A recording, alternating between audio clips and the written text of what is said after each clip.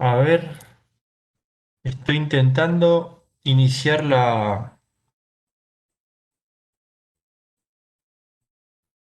Ok,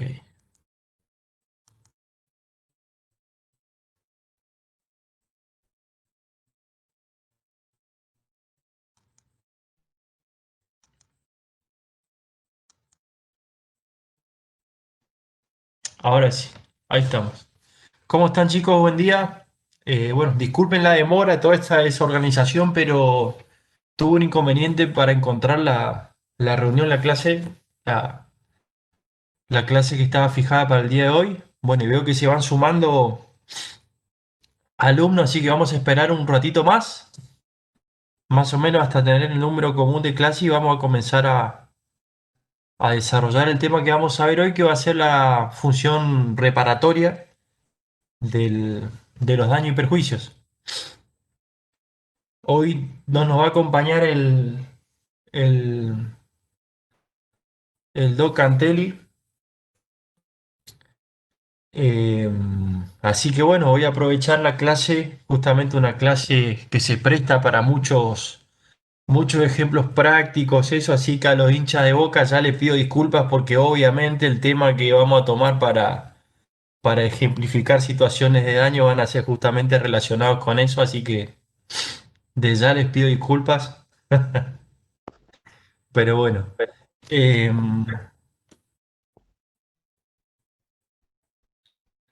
les voy a compartir pantalla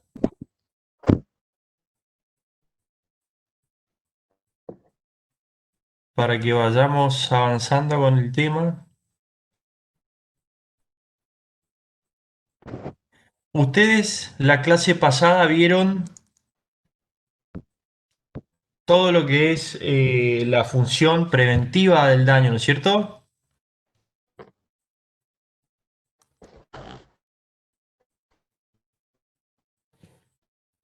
¿Puede ser?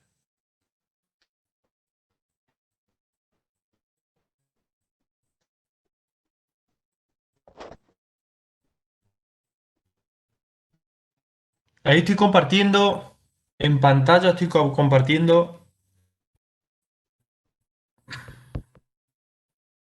una diapositiva. Si me pueden confirmar si lo ven, ¿lo están viendo?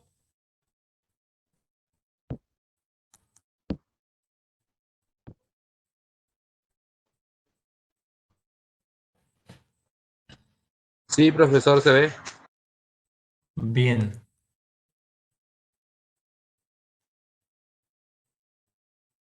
ahí está.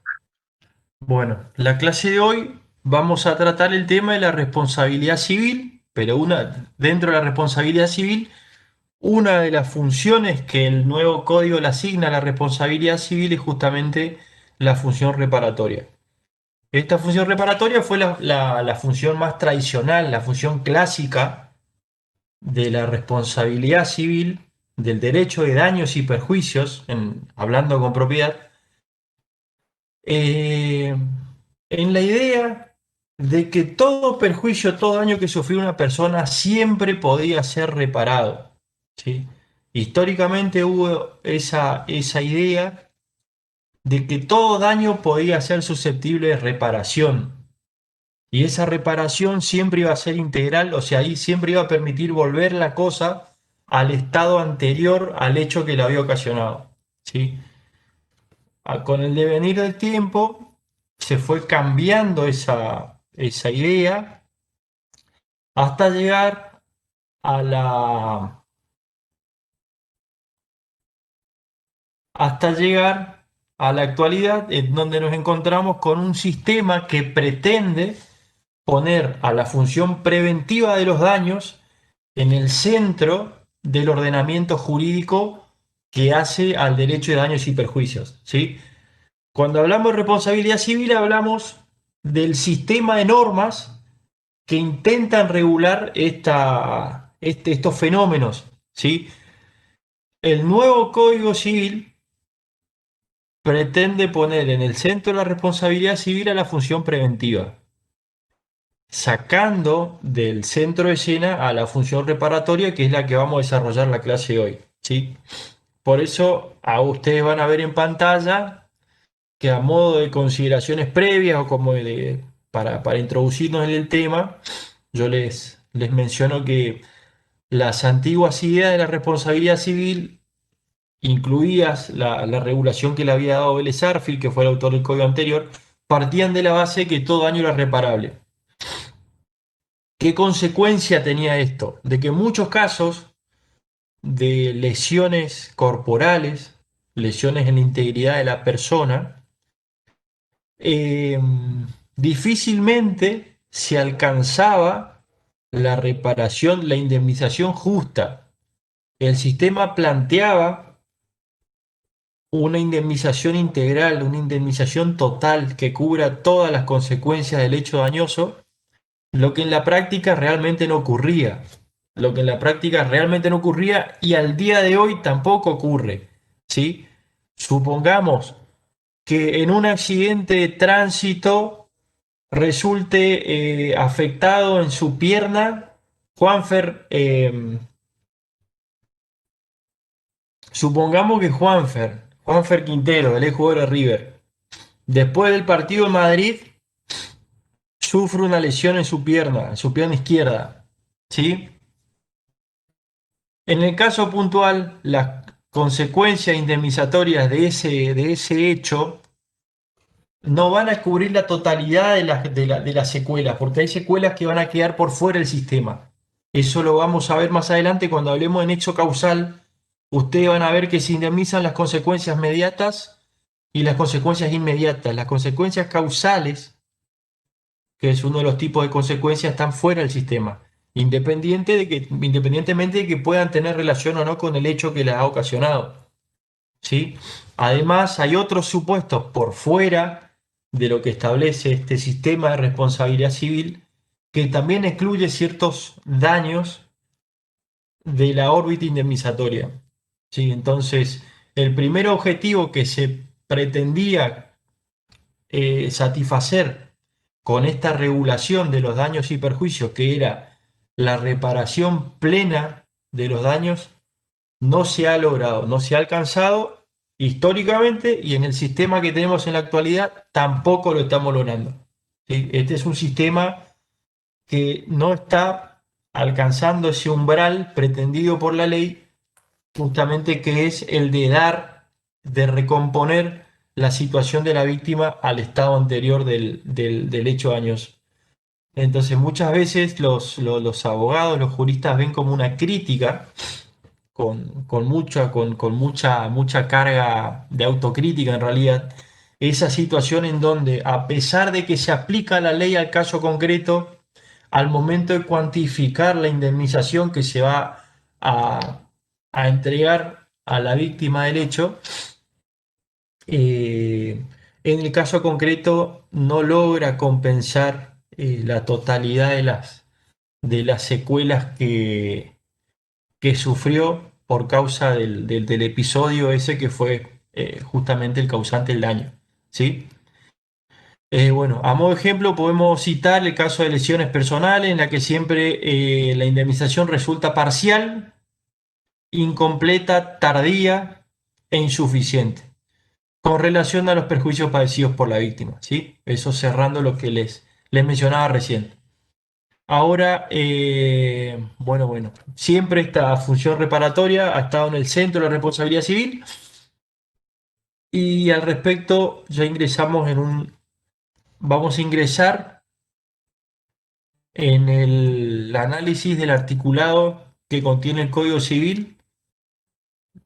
Yo les voy a pedir a alguno de ustedes si puede leer el artículo 1716, que sienta el deber de reparar. A ver, algún hincha de River hoy que pueda arrancar la mañana gritando bien fuerte y bien claro para todos sus compañeros. Ahí leo, profesor.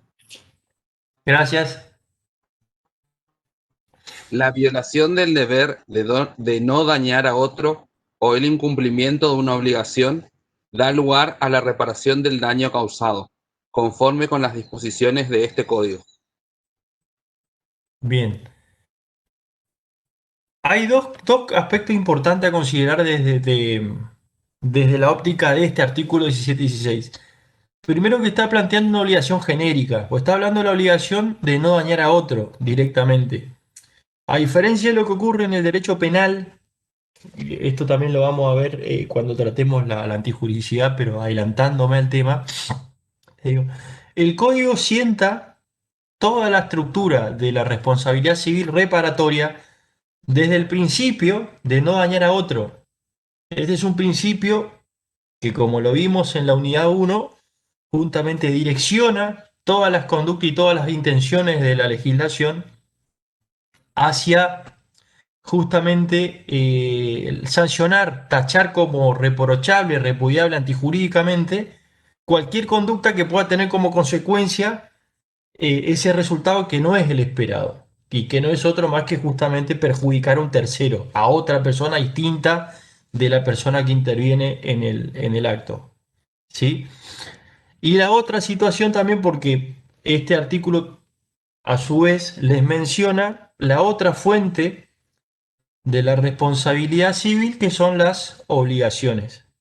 Como ven, dice, primero, lo que es la situación del daño a un tercero, y la segunda situación le menciona el incumplimiento de una obligación, ¿sí? Esos dos factores van a tener como consecuencia la generación de una responsabilidad reparatoria.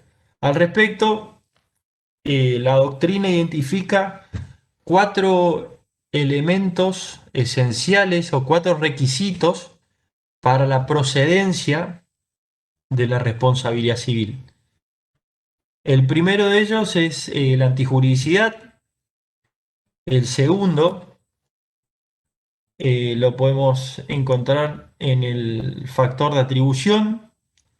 El tercero lo vemos en la relación causal. Y el cuarto elemento, según el orden que comúnmente le asigna la doctrina, pero en la práctica debe ser el primer elemento de la responsabilidad civil a considerar, es la existencia de un daño, ¿sí? En el caso concreto, y cuando uno va a analizar una situación, el primer elemento a tener en cuenta es este elemento, que para la doctrina está ubicado como el último factor a considerar. No tanto por la doctrina, sino que también el legislador le ha asignado ese orden. Ustedes van a ver ahora en la estructura del Código Civil que todas las normativas que regulan al daño se encuentran ubicadas en la última parte de estos artículos, que van del 1708 al 1780, si no me equivoco. Y bueno, la última parte de los artículos mencionan los daños, primero considerados en general y posteriormente lo van considerando en especial, ¿sí? Pero lo cierto es que cuando hablamos de daños y perjuicios, lo primero que tenemos que tener en cuenta es determinar realmente si ha habido un daño real, un daño concreto, y en base a ello poder seguir analizando la situación para encontrar el cumplimiento de los demás requisitos de procedencia, ¿sí? Pero bueno, siguiendo el orden que propone el Código Civil, vamos a mencionar el primer de los requisitos contemplados. Lo van a encontrar en el artículo 1717, que es, bueno, ¿podés leer el artículo 1717? Sí, profesor. Cualquier acción u omisión que causa un daño a otro antijurídica si no está justificada. Perdón, Mm, leo de vuelta, profe. sí, sí, Cualquier acción u omisión que causa un daño a otro es antijurídica si no está justificada. bien. Como ven acá, la ilicitud que plantea el Código Civil es una ilicitud atípica. Perdónenme, le voy a volver a... Es una ilicitud atípica porque no van a necesitar ustedes, para poder ampararse en el régimen de la responsabilidad civil, una norma específica que sancione como antijurídica una conducta concreta para poder pretender una indemnización, ¿sí? Ello a diferencia de lo que ocurre en el derecho penal, en donde La antijuricidad es típica. Nosotros en el derecho llamamos a una conducta típica cuando está específicamente señalada en una norma jurídica, ¿sí? Por ejemplo, ustedes tienen una norma que en el derecho penal que dice será sancionado con pena de prisión de 6 a 15 años aquella persona que matare a otra, ¿sí? Obviamente estamos yendo al delito de homicidio, que es el delito más, uno de los delitos más graves. Pero podemos hablar del delito de lesión. En lugar de decir el que matare a otro, el derecho penal va a decir el que lesionare a otro, ¿sí? Eso ocurre en el derecho penal. En ese caso, cuando ocurre el caso concreto, el hecho concreto y la lesión a otra persona, recién ahí se activan el mecanismo implementado por la legislación civil. En el caso por la legislación penal, discúlpenme. En el caso del derecho civil, esa exigencia no la vamos a tener. Directamente, si el hecho termina causando un perjuicio a un tercero, ya va a merecer la calificación de comportamiento antijurídico. ¿Por qué? Porque se respeta lo que dispone el principio del alterum non ladere, que ustedes lo están viendo en pantalla ahora, que significa, o sea, que lo que trata de, lo que señala en realidad no es lo que trata de señalar, sino que lo que señala es el principio de no dañar a otro.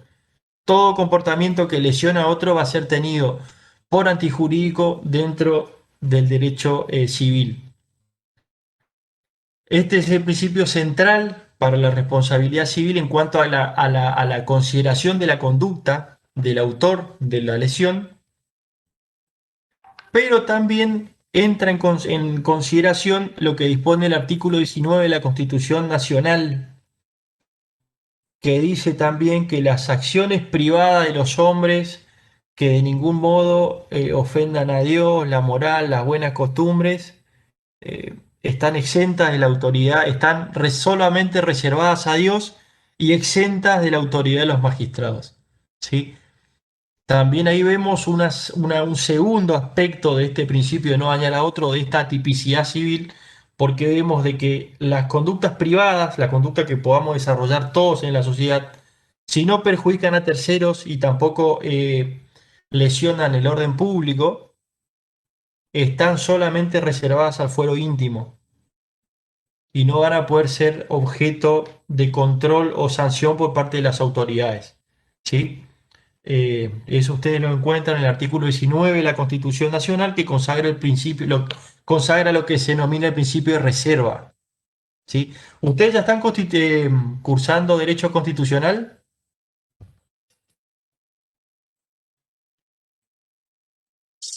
¿No? Ah, bien, bueno, cuando vean derecho constitucional van a completar las ideas de varias instituciones que nosotros tratamos hoy en esta materia, en derecho privado. Porque justamente hoy por hoy el Código Civil está muy relacionado con lo que son los derechos y garantías contemplados en la Constitución Nacional. En este tema en particular tiene mucho interés lo que dispone el artículo 19 en cuanto justamente a las acciones privadas de los hombres eh, y a esta situación general que se plantea en cuanto a la atipicidad de la antijuricidad. ¿Sí? Después otro dato a tener en cuenta es la objetivización que ha tenido la antijuridicidad en cuanto a que no se tiene en cuenta, que este tema ya también adelanto, no se tiene en cuenta la situación especial en la que se encontró la persona que ha causado el daño al momento de tachar de antijurídica su conducta. ¿Sí? Si la persona les puede llegar a decir, bueno, yo lo hice, pero fue sin querer, fue un hecho involuntario, ¿sí? En ese momento me encontraba bajo los efectos del alcohol, bajo los efectos de la droga, bajo los efectos de... Estaba muy dolido porque había perdido Boca en Madrid, me dolió, no importa. al derecho esa situación del autor no le importa, sino que lo que va a tener en cuenta para considerar antijurídica la conducta va a ser el resultado, la situación real del daño injusto causado a otra persona. Si ustedes tienen ese resultado, ya para el legislador civil y para el juez civil, la conducta va a ser antijurídica, ¿sí? Ese es el primer requisito que tienen que tener en cuenta al momento de hablar de función reparatoria y los daños, ¿sí? Obviamente, como toda situación en el derecho, tiene sus excepciones, y en el caso puntual de la antijuricidad, las excepciones están expresamente contempladas en el código, ¿sí? Tenemos, por ejemplo, el caso de la responsabilidad por incumplimiento de obligaciones preexistentes, en el caso de la culpa del deudor, cuando hablamos de obligaciones de medios. Ustedes saben cuáles son las obligaciones de medios, las hemos tratado anteriormente en la materia. Y por ejemplo, en el caso de los profesionales, en el caso de los profesionales que tienen una obligación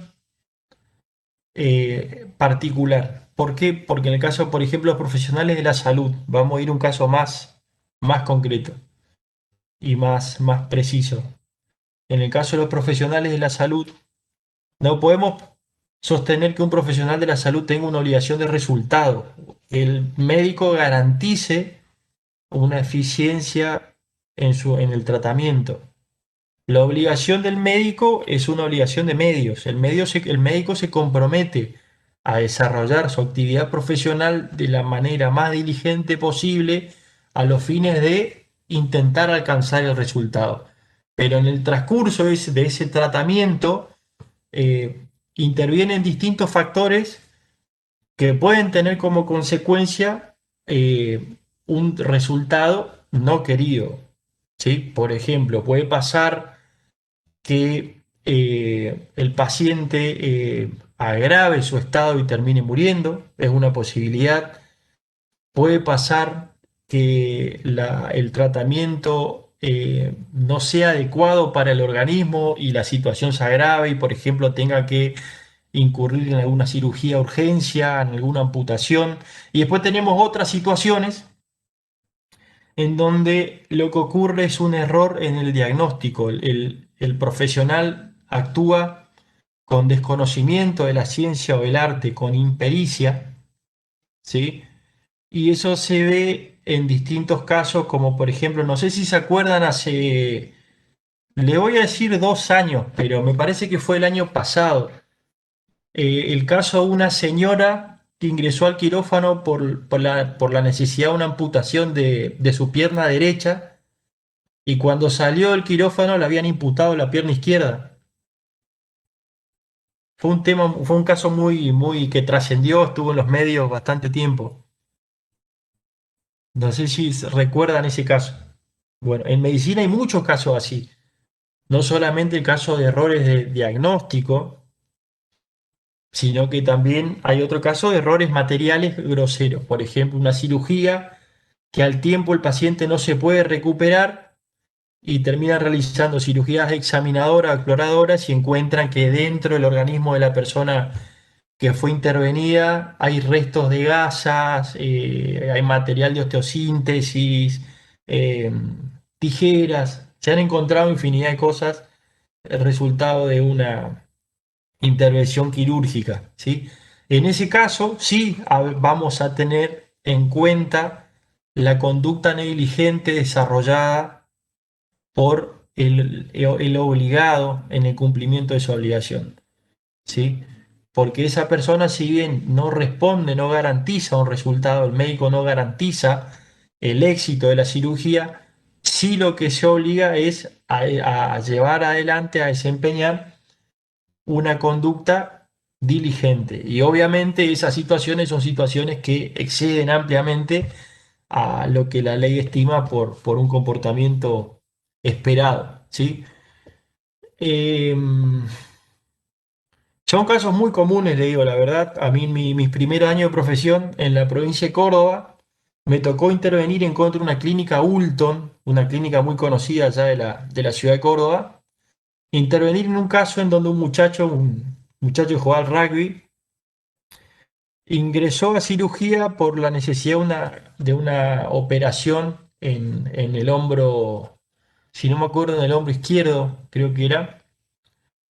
Y el muchacho sale del quirófano y tenía cortes en los dos lados, en el hombro derecho y en el hombro izquierdo.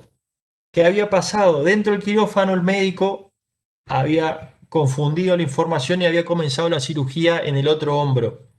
Obviamente, al momento de abrir la zona, encontrarse con que no era la región afectada, ¿qué es lo que hizo? Cerró y como ya estaba, el paciente ya estaba bajo los efectos de la anestesia, continuó con la cirugía del otro en el hombro afectado, intentando como que de alguna manera solucionar su error, ¿sí? En ese caso puntual, obviamente esto no trascendió porque también los médicos, las clínicas, como organizadores de toda esa actividad, lo que buscan es esconder estas realidades. Entonces, ¿qué es lo que hacen? Se realizan acuerdos privados entre las partes por autonomía de la voluntad, como hablamos en su momento. Lo que se hizo fue firmar un acuerdo conciliatorio, ¿sí? La clínica ofreció pagar a esta persona una suma de dinero, un monto X, compensando ese error, que no había pasado porque realmente en la integridad de la persona no había pasado más que un corte en el otro hombro que él no había tenido una lesión, ¿sí? Pero ese fue un supuesto que cae dentro de lo que podemos decir un incumplimiento en una obligación de medio. ¿Por qué? Pues justamente eh, hubo una mala praxis en la conducta de ese profesional, ¿sí? Bueno, ahora vamos a lo que, volviendo al tema de la antijuridicidad, discúlpenme, esta materia, la responsabilidad civil, es una materia muy práctica, es muy interesante por el hecho que es fácil bajarla a la práctica y poder conversar y analizar distintas situaciones, ¿sí?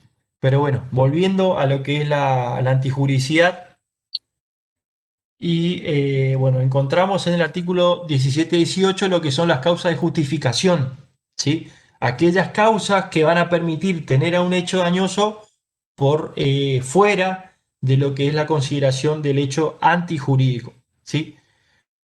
Eh, bueno, la primera situación a tener en cuenta es el estado de legítima defensa, ¿sí? La legítima defensa es aquella situación que se da cuando una persona repele una agresión a manera de justamente cuidar o proteger un bien personal de igual jerarquía o mayor jerarquía del bien o del perjuicio que está ocasionando, ¿sí? Acá es importante que ustedes tengan en cuenta la consideración que van a ver sobre los bienes que se están tutelando, ¿sí? Eh, y más en este momento en donde diariamente vemos en los medios situaciones que exceden la legítima defensa, ¿sí? Personas que en la idea errada de obrar dentro de los parámetros de una legítima defensa terminan ocasionando perjuicios mayores, ¿sí? Terminan incurriendo en comportamientos delictivos al entender que su obrar cae dentro de una legítima defensa, ¿sí? Para que hablemos de legítima defensa, tenemos que considerar la situación desde tres puntos de vista. Primero, debe existir una agresión ilícita, ¿sí? Actual o inminente, o sea, debe haber un comienzo de ejecución de esa conducta de agresión en contra de la propia persona del afectado o en contra de un tercero. Lo importante es que haya principio de ejecución. No se puede agredir o ejercer legítima defensa por las dudas, ¿sí? Por ejemplo, hoy por hoy ustedes van caminando por la calle y ven dos muchachos en una moto, por las dudas no pueden agredirlos en la idea de que suponían que podían llegar a querer ocasionarle un daño. En ese caso puntual, no hay principio de ejecución de la conducta y por ende no podríamos hablar de una legítima defensa netamente. El segundo requisito a tener en cuenta es la ausencia de provocación, o sea, obviamente la víctima no debe haber motivado o generado esa conducta que después va a requerir su necesidad de defensa. Y el tercer elemento a considerar es la proporcionalidad del medio utilizado para defenderse. ¿Sí? ¿Esto qué significa? Si el agresor actúa utilizando una, ¿qué les podría decir? A ver, ¿qué se me ocurre? Si el agresor, la persona que está intentando agredir a otra o al propio sujeto, utiliza para ello, por ejemplo, un palo, la persona que defiende no puede, para repeler esa agresión, utilizar un tanque, utilizar un lanzagranada, utilizar algo que exceda la proporcionalidad, ¿sí? Este también es otro elemento a tener en cuenta porque muchas veces eh, encontramos en sociedad la confusión de que la persona, por el solo hecho de defenderse a una agresión, ya cae dentro de la legítima defensa. No, el ordenamiento jurídico, y en este aspecto se coincide en gran medida con la legislación penal en cuanto a que deben concurrir estas tres exigencias para poder tener a la conducta desplegada por el agente como una conducta de legítima defensa. ¿Sí? Es necesario que concurran estos tres elementos para poder decir que el comportamiento no es antijurídico, sino que el agente, el autor del daño, obró dentro de la órbita de la legítima defensa. ¿Sí? Ustedes van a encontrar la legítima defensa mencionada en el artículo 17-18, que justamente les regula las causas de justificación de la antijuricidad. El otro supuesto que menciona el artículo es el del ejercicio regular de un derecho. Esto ustedes lo han visto cuando tratamos lo que hace al ejercicio de los derechos en el Código Civil y la prohibición que le establece en carácter general el artículo 10 del Código Civil. Eh, ¿Podés leer el artículo 10 del Código? No sé Ahí quién busco. estaba leyendo. Yo no veo, discúlpenme, yo no estoy viendo la reunión, la sala. Yo tengo delante mío la filmina esta, así que yo me estoy manejando por eso. ¿Podés leer, por favor, el artículo 10? Profe. Bien, El ejercicio regular de un derecho propio o el cumplimiento de una obligación legal no puede constituir como ilícito ningún acto. La ley no ampara el ejercicio abusivo de los derechos. Se considera tal el que contraría los fines del ordenamiento jurídico o el que excede los límites impuestos por la buena fe, la moral y las buenas costumbres.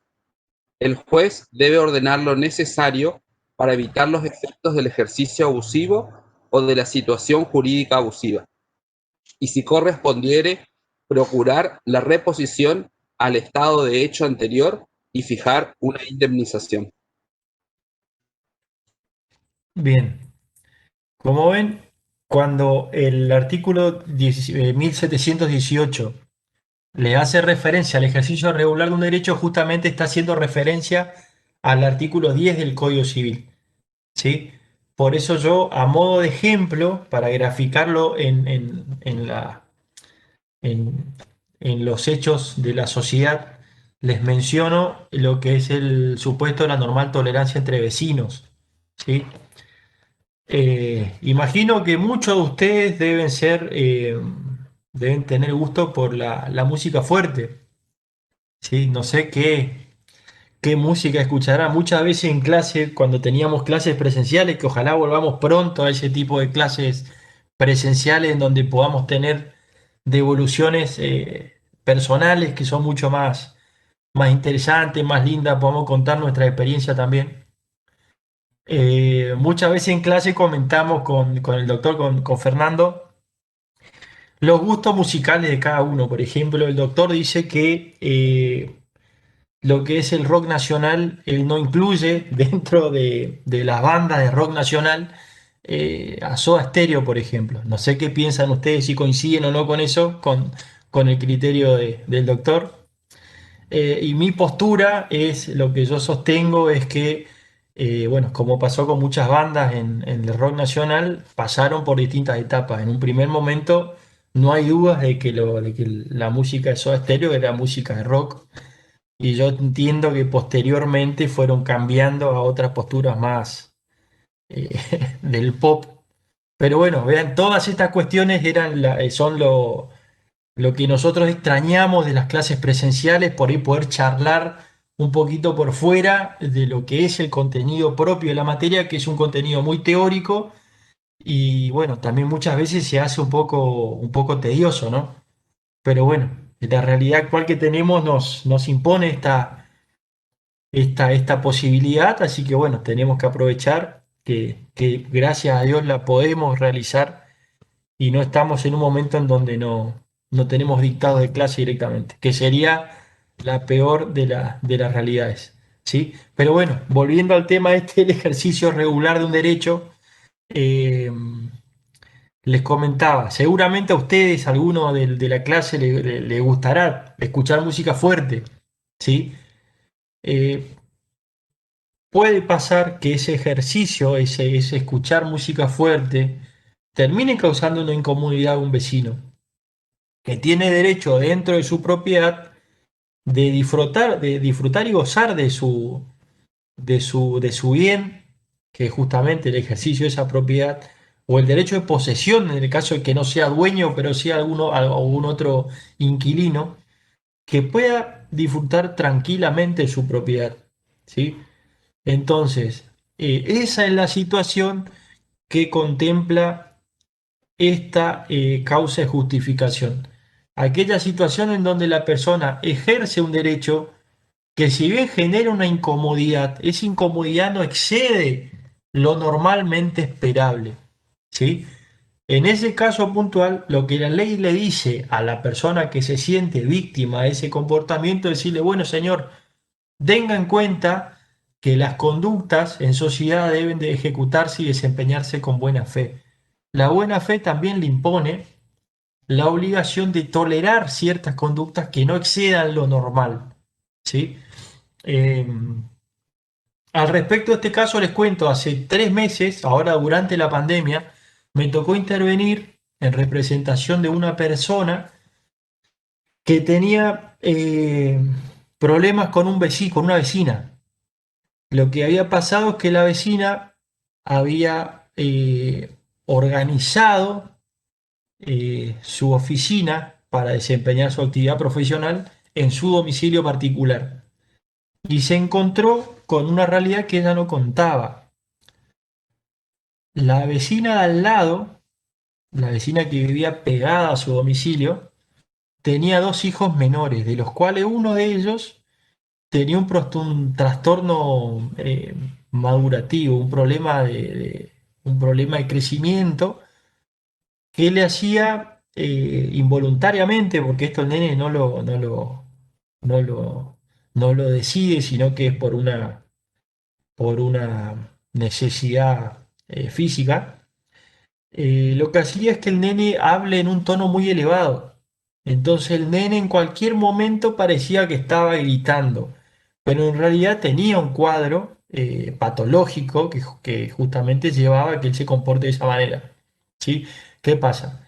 La vecina, afectada por esta situación, obviamente ya te empieza a molestar primero la voz del nene, a la semana ya te molesta el ladrido del perro, a la otra semana ya te molestan los olores y así, porque estas cuestiones, las cuestiones de vecindad, son acumulativas, ¿sí? Es una bola que va creciendo, va creciendo, va creciendo. ¿Qué pasa? Cuando llegamos a la audiencia, ya no teníamos ese conflicto de origen que era la voz del menor. Ya teníamos una pelota de problemas que había que buscar una solución. Lo que sostenía esta mujer supuestamente afectada era que todo esto que pasaba en la casa de su vecina no le permitía a ella acceder al derecho al descanso, porque ella lo que decía era que esto ocurría en cualquier horario del día, cuando en la ciudad de Posadas tenemos una legislación que establece horarios de descanso y bueno, ella se consideraba afectada porque no se le respetaba el horario del descanso, ¿sí? Obviamente, ante esta situación, nosotros cuando nos presentamos, acompañamos la documental médica del nene que tenía esta afección, además de consideración, de otras consideraciones en cuanto a principios que rigen la materia de minoridad. Entre ellos, particularmente el principio del interés superior del menor, ¿sí? No solamente en cuanto a que el nene tiene un interés a un desarrollo pleno, a jugar en el patio de su casa, a divertirse, a entretenerse, porque hace a su crecimiento y a su formación como una persona, una persona en plenitud, sino que también en cuanto a que los perros eran parte de un tratamiento que al nene le permitía exteriorizar sus emociones. Entonces, ya de esa manera fuimos como neutralizando dos de los aspectos principales que esta señora tenía en cuenta para quejarse de su vecina. Bueno, cuestión que se terminó firmando un acuerdo entre las vecinas en donde, eh, bueno, también se pudo demostrar de que estas obras que había ejecutado la mujer para armar su oficina en su domicilio no habían respetado las normativas de edilicias, porque también hay una norma municipal que dice que no pueden haber ventanas sobre medianera ni a tantos metros de la medianera. Bueno, varias cuestiones técnicas que hacen a la edificación que esta señora no había respetado.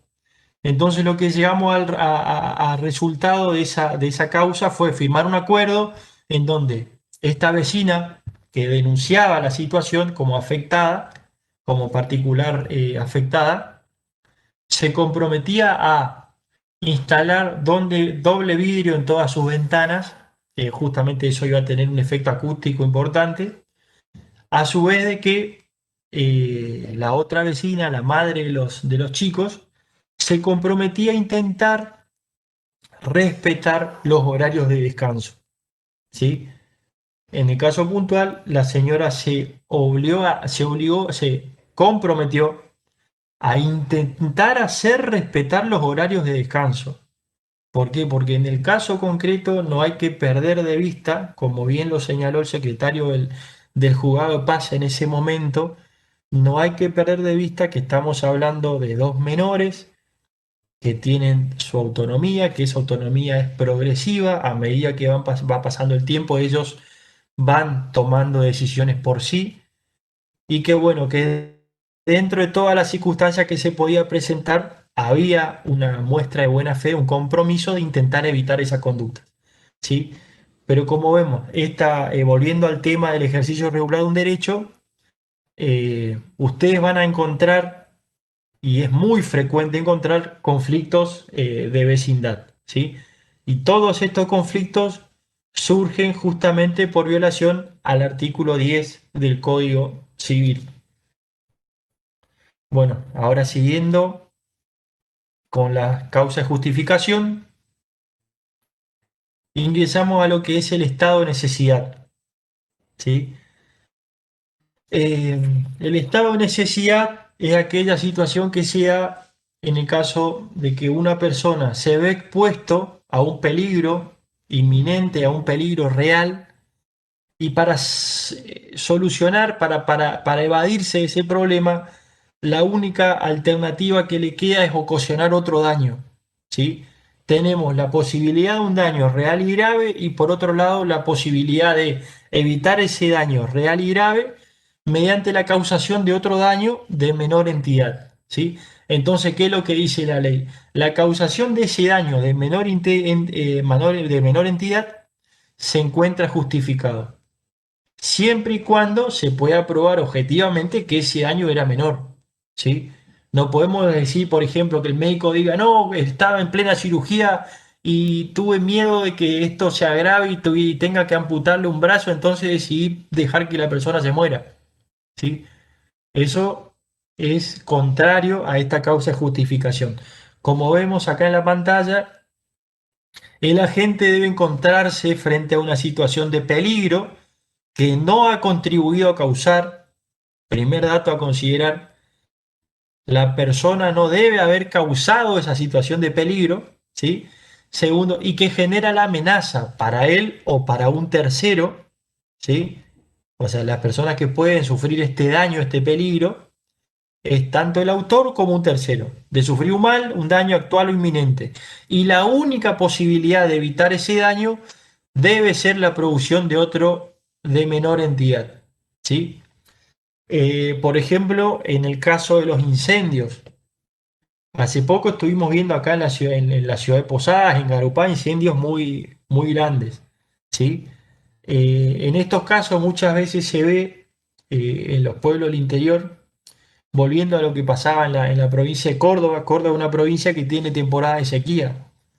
Entonces muchas veces en temporada de sequía se dan situaciones en donde se van quemando campos o las zonas de sierras. Y en estos casos en particular, muchas veces los vecinos, los propios vecinos, si cuentan con alguna maquinaria, con algún tractor, lo que van haciendo es armando senderos que van separando, que van separando eh, las pasturas o los árboles, las plantas, que son las que que terminan prendiendo fuego, ¿sí? En el caso particular, justamente un propietario de algún campo, algún predio, no debería, no debería reclamar a aquella persona que ante una situación de incendio eh, utiliza un tractor para generar un sendero y de esa manera evitar que el perjuicio continúe en el otro terreno, no podría reclamar la indemnización por ese daño. O sí lo podría reclamar, pero desde la óptica de la equidad, o sea, decir, alguna compensación mínima a criterio del juez. El juez le podría decir, bueno, señor, la verdad usted tuvo un perjuicio, pero lo que hizo este sujeto fue evitar un mal mayor. Entonces, no vamos a reparar el daño desde la óptica de la reparación plena. Lo que vamos a hacer es le vamos a dar una compensación a los fines de darle una situación, recomponer lo que ha ocurrido. Pero eso no significa que le vayamos a asignar al comportamiento de esa persona que mediante la utilización de un tractor evitó un incendio enorme, no vamos a permitir que esa conducta caiga en la tacha de antijurídica, ¿sí?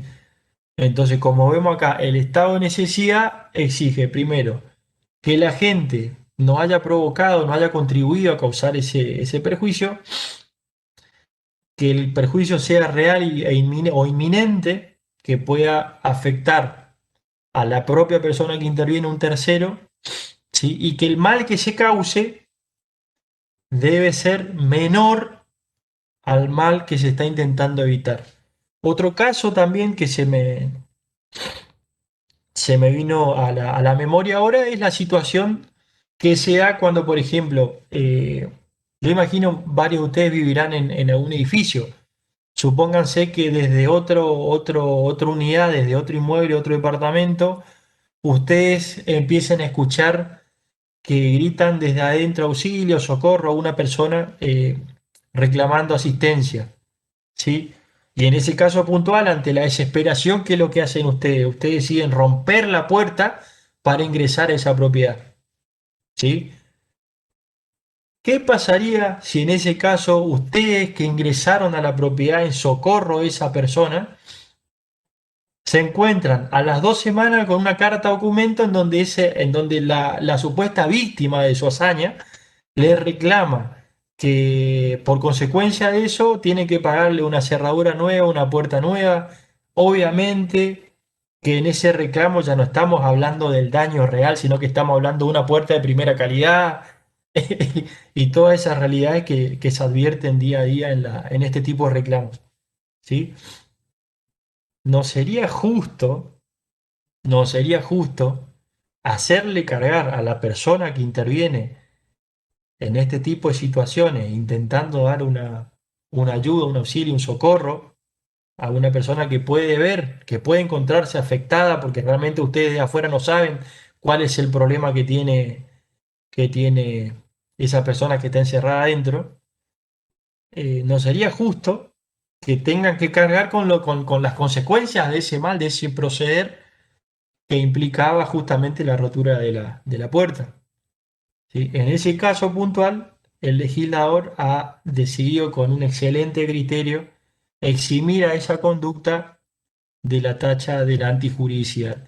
Ese comportamiento va a estar considerado dentro de lo que se dice una conducta lícita, ¿sí? Bueno, eso también, ese sería un ejemplo también de estado de necesidad. Después, el otro supuesto por fuera de lo que dice el artículo 1718 es el caso que se da en el artículo 1720. ¿Alguno puede leer el artículo 1720?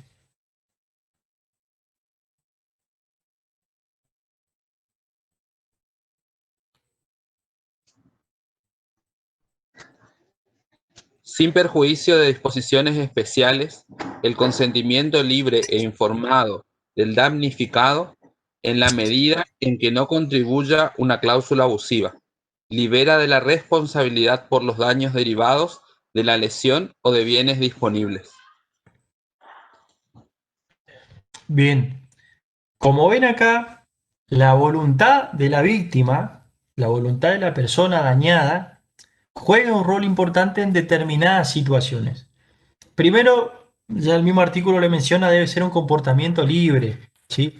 Ese comportamiento libre hace justamente relación a un comportamiento voluntario. ¿Se acuerda cuando hablábamos de los elementos de la voluntad, que hablábamos de la intención, del discernimiento y la libertad? Bueno, ese consentimiento debe ser obtenido respetando esos tres elementos.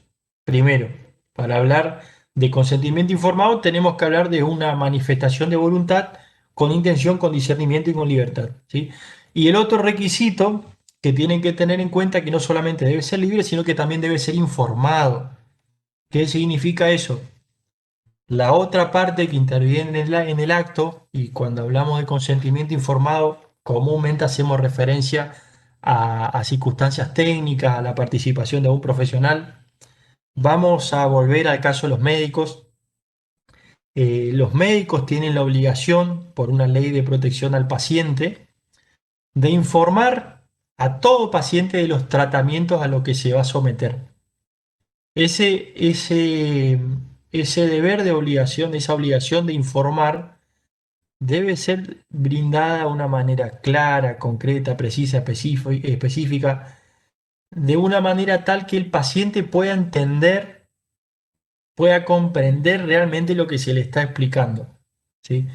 Si ustedes van al médico y al médico le dice, vos chicos, tienen que hacerse una cirugía, no sé, una cirugía sencilla, ¿sí? Pero cuando el médico le va a explicar el procedimiento, lo que termina haciendo es dándole una clase de anatomía, lo más probable es que no haya un consentimiento informado, porque esa información que entendió proporcionar el profesional no fue receptada de la misma manera por el paciente. El paciente está totalmente desinformado. En este caso concreto, lo que la legislación pretende es que la información sea, dentro de la medida de lo posible, lo más clara para el destinatario de la información, ¿sí? Este es un deber que muchas veces se pasa por alto, pero es importante que los profesionales entiendan, tanto los médicos como los abogados o los contadores. Ustedes que van a ser contadores o profesionales administradores o licenciados, sepan que cuando hablan con el cliente Ustedes tienen una obligación legal de informar el proceder del ejercicio de su profesión. Obviamente Profe, eso no significa que ustedes sean docentes de la profesión, pero es importante que puedan informar de una manera clara al cliente para que él tenga conocimiento de la conducta o el comportamiento que ustedes van a iniciar. Perdón, me parece que alguien quiso hacer un comentario. no, quería como hacer una pregunta. En caso Sí, de que el paciente sea sordo-mudo, el médico tiene que buscar la forma de hacerle saber el procedimiento que va a realizar a la persona. Estaba claro, hablando de eso. claro, claro. Justamente esas son las situaciones que hay que tener en cuenta, ¿sí? Yo supongo, yo supongo que en un caso en donde se presente un paciente sordomudo, podrá concurrir acompañado por otra persona que lo asista, por un apoyo, por decirlo de una manera, que lo asista para explicar la necesidad del tratamiento. En el caso de ocurrir que la persona concurra sin el acompañamiento de un apoyo, lo que el profesional debe hacer es buscar los medios de poder transmitir esa realidad al paciente, ¿sí? Es una obligación del profesional. El profesional no puede desligarse de responsabilidad diciendo, no, el paciente era sordomudo y yo no puedo, tengo un solo paciente sordomudo en mis 20 años de ejercicio profesional, entonces no se justificaba que yo buscara una persona que sepa lenguaje de señas, ¿sí? Bueno, en el caso particular, la ley obliga no solamente el Código Civil, sino que también, si ustedes van a ver la Ley de Defensa del Consumidor, creo que el artículo 4 o el artículo 5 también le menciona el deber de información. Todos los proveedores de servicios o bienes también tienen la obligación de informar de manera clara y precisa de las condiciones de la contratación y del servicio que están prestando, ¿sí?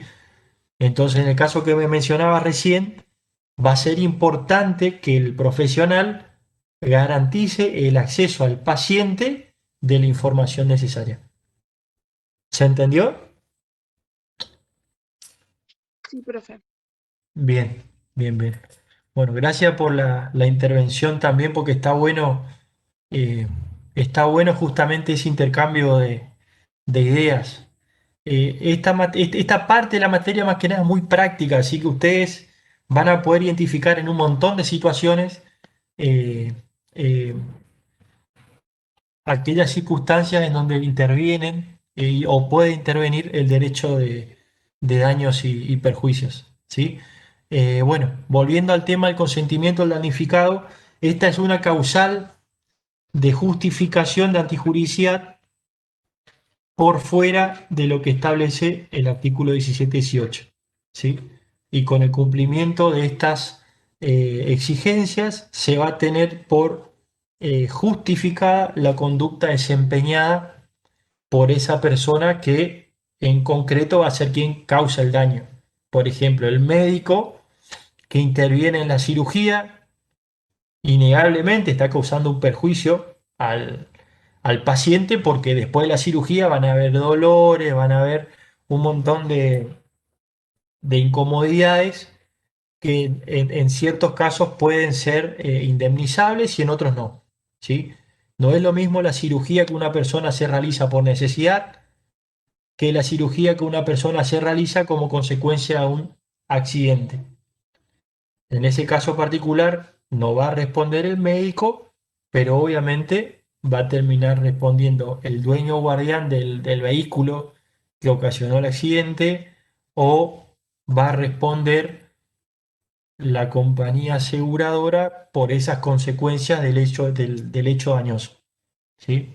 Pero bueno, entonces, dentro de lo que son las causas de justificación de la antijuricidad, y esto les pido tengan en cuenta porque suele ser pregunta de parcial, causa de justificación de los daños, de la antijuricidad, ¿sí?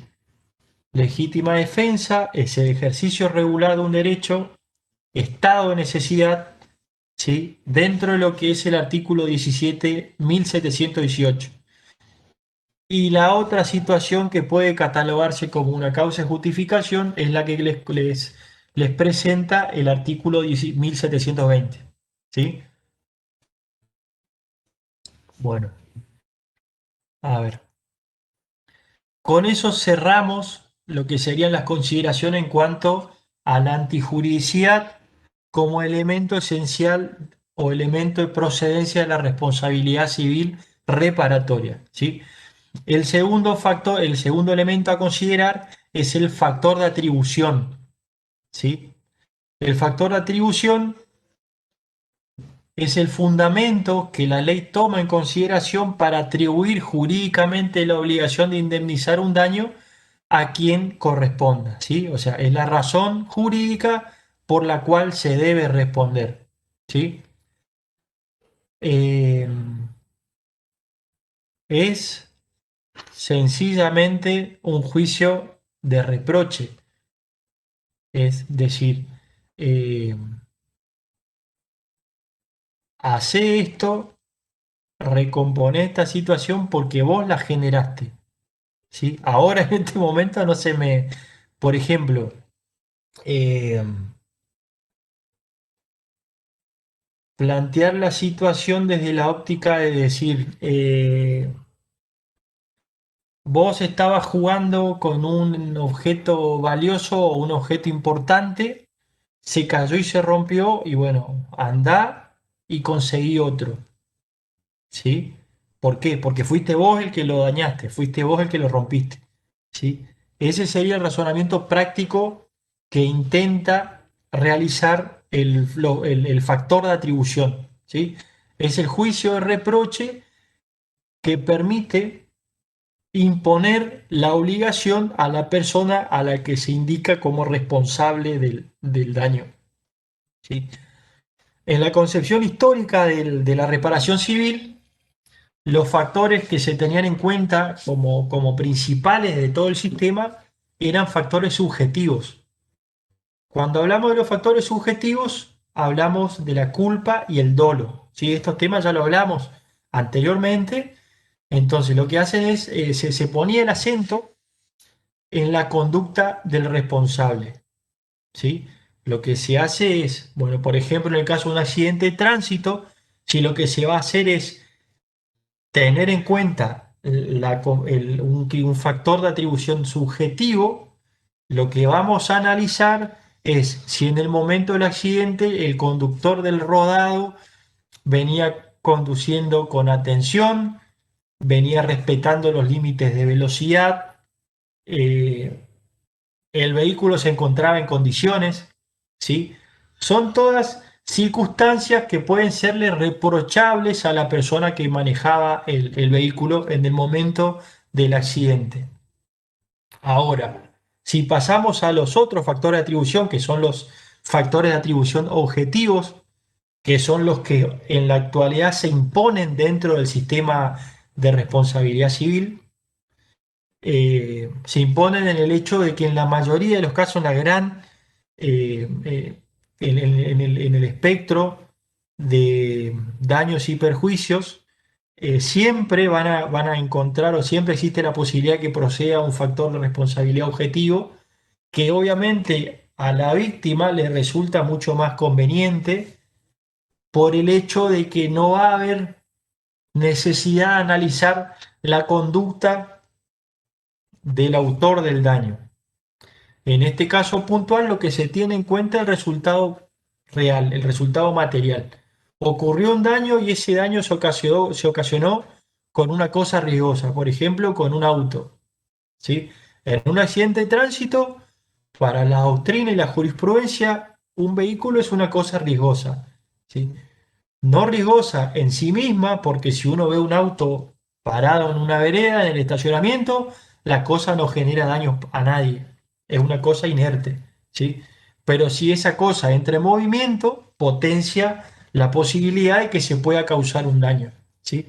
Entonces, en todo evento que genere perjuicios a terceros y que intervengan rodados, se va a considerar que el factor de atribución es un factor de atribución objetivo, ¿sí? Y va a existir la obligación de indemnizar independientemente de la conducta desplegada por el sujeto que manejaba el auto, el vehículo, ¿sí? Por más que el chofer diga, pero yo venía manejando con atención y yo miraba, miré toda la calle y vi y quise pisar el freno y frené, pero así todo ocurrió el accidente, no importa. Para los factores objetivos de responsabilidad, lo que se va a tener en cuenta es el resultado, que es el daño propiamente considerado, y por otro, la circunstancia material, la circunstancia objetiva de la intervención, en el caso que yo les mencionaba, de la intervención de una cosa riesgosa, ¿sí? Bueno, por eso ustedes ven en pantalla que dicen los factores de atribución objetivos son aquellos que prescinden del análisis valorativo de la conducta y se centran en elementos objetivos que varían en cada supuesto. ¿Por qué? Porque, por ejemplo, una cosa es el daño causado con una cosa riesgosa. Por ejemplo, el daño en el que intervienen automotores, que es el caso que yo le mencionaba recién. Después está la responsabilidad por el riesgo creado, que es otro factor de atribución objetivo. ¿Qué pasa? Por ejemplo, la responsabilidad del dueño de una empresa de transporte para no salir de una situación muy frecuente. ¿Sí? La empresa, el empresario de transporte, responde por los daños que causan sus dependientes durante el desempeño de su actividad. ¿Sí? El chofer de colectivos, en circunstancias de trabajo, atropella a un peatón, colisiona contra otro rodado, el dueño de la empresa, si bien no tuvo participación en el hecho, también responde. ¿Por qué? Por el riesgo creado. Esa persona está desempeñando, organizando una empresa, ¿sí? Organizando recursos materiales, humanos, todo ese concepto de empresa que ustedes conocen, está poniendo en marcha para no solamente obtener un beneficio, ¿sí? Sino que también está introduciendo en la sociedad un factor potencial de riesgo, ¿sí? Entonces, amparado en ese riesgo creado que se denomina comúnmente en la doctrina jurídica, ese riesgo creado es el que va a hacer, va a permitir reprocharle e imputarle las consecuencias de ese evento dañoso al titular de la empresa, que también va a responder con el autor material del hecho, ¿sí?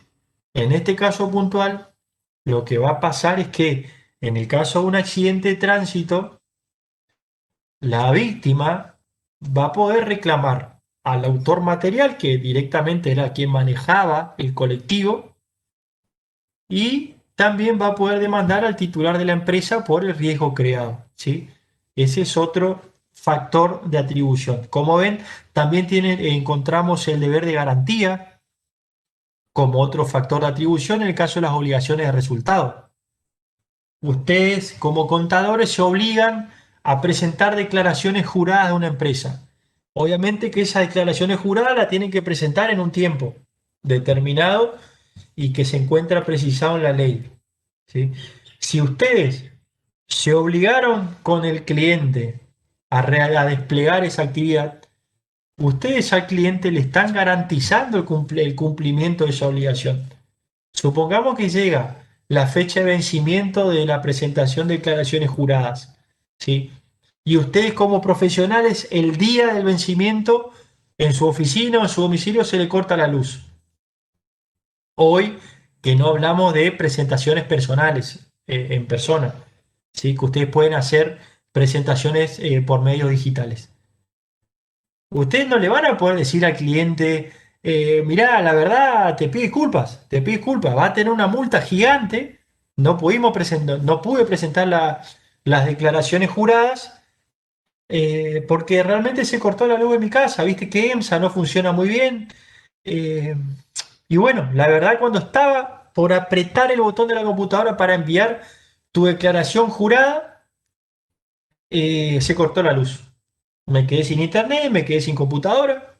y bueno, no lo puedo enviar, así que te pido disculpas. Vamos a ver cómo hacemos para pagar la multa, ¿sí? Porque seguramente AFIP, y eso estén tranquilos, estén seguros de que AFIP le va a imponer una multa a su cliente. En este caso puntual, la responsabilidad va a ser de ustedes como profesionales, porque ustedes tienen que obrar con diligencia, ustedes tienen que ser diligentes al momento de desempeñar su conducta profesional, ¿sí?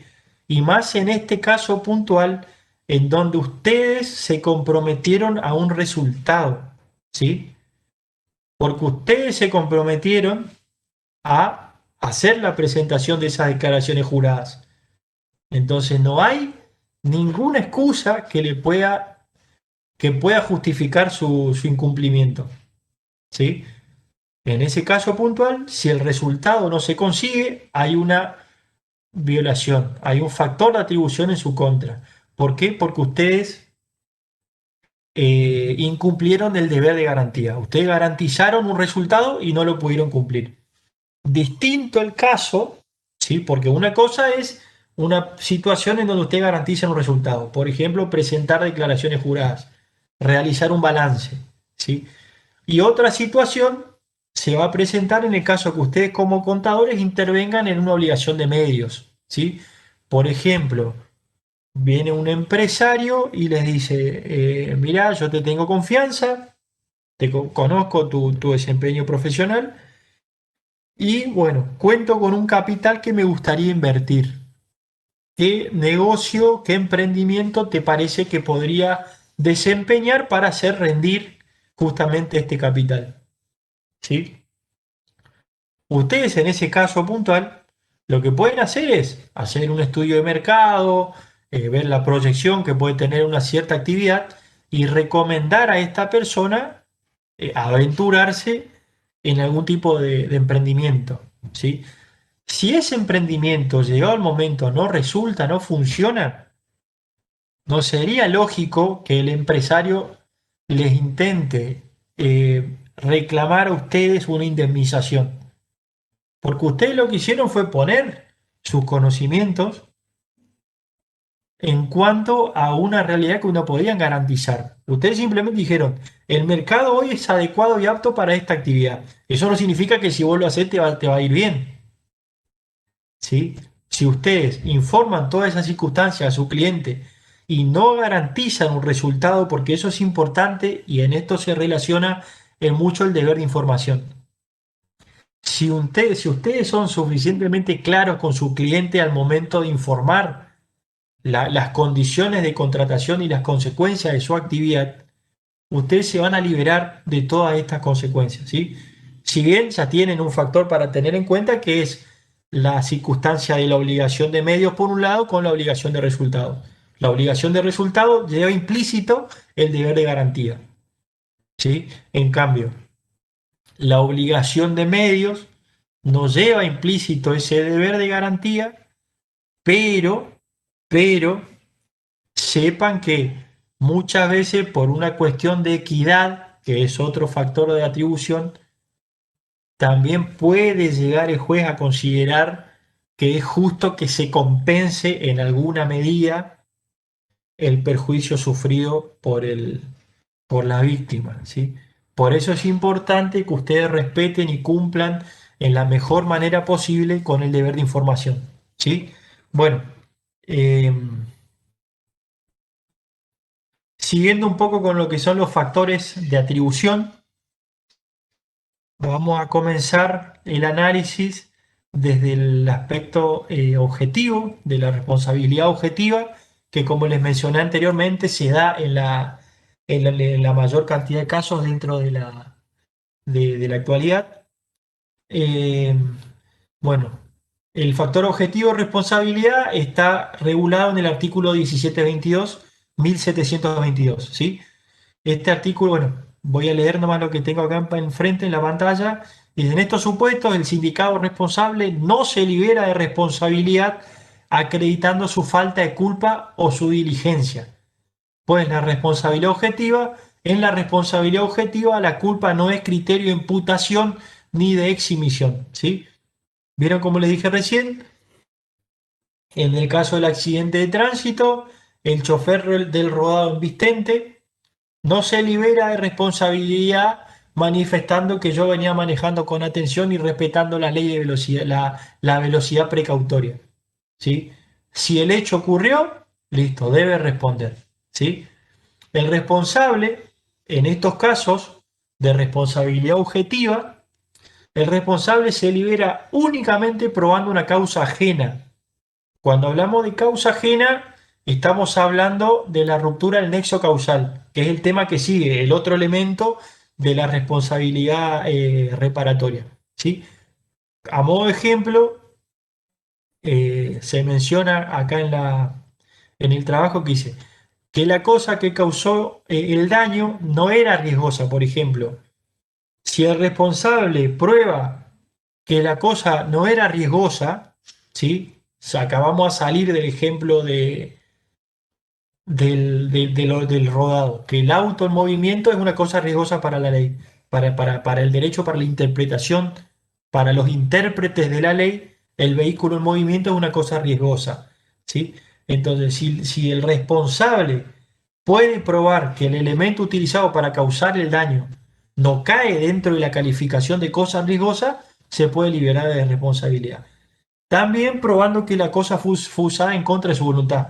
Por ejemplo, te roban el auto y la persona que te roba en la esquina, a 2 cuadras, 3 cuadras, mientras va huyendo, tiene otro accidente y termina causando perjuicios a un tercero.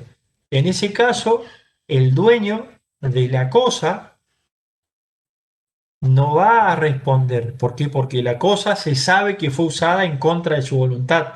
Distinta es la situación de la autorización, ¿sí? Porque antes, en el régimen del Código de Vélez-Sarsfield, se daba mucho la situación, por ejemplo, de que los chicos, los jóvenes, le robaban el auto a sus padres, salían, paseaban, lo hemos hecho también nosotros, o sea, no vamos a incurrir en esa circunstancia de negar realidades que antes pasaban, o sea, yo creo que ahora también, pero bueno.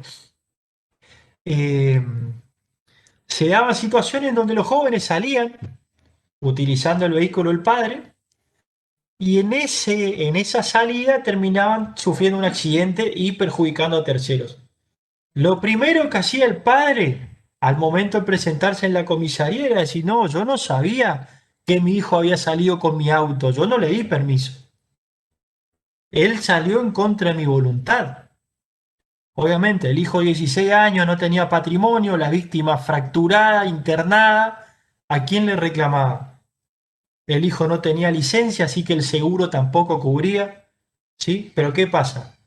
El padre sostenía una postura de que el rodado fue utilizado en contra de su voluntad. Entonces, como en ese momento la responsabilidad de los padres respecto a la conducta de sus hijos era subjetiva, ¿qué pasa?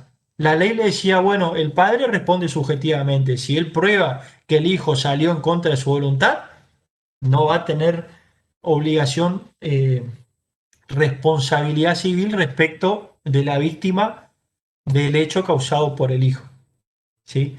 Hoy por hoy cambió el régimen, la responsabilidad de los padres también se objetivizó, entonces en este caso el padre va a responder, ¿sí? Pero en el régimen anterior caíamos en estas situaciones. Por ejemplo, el hijo causaba un daño y la responsabilidad del padre era subjetiva. Ahora, si el hijo estaba en la escuela y este menor en la escuela ocasionaba un daño al tercero, el establecimiento educativo sí era responsable y se aplicaba un factor de responsabilidad objetivo.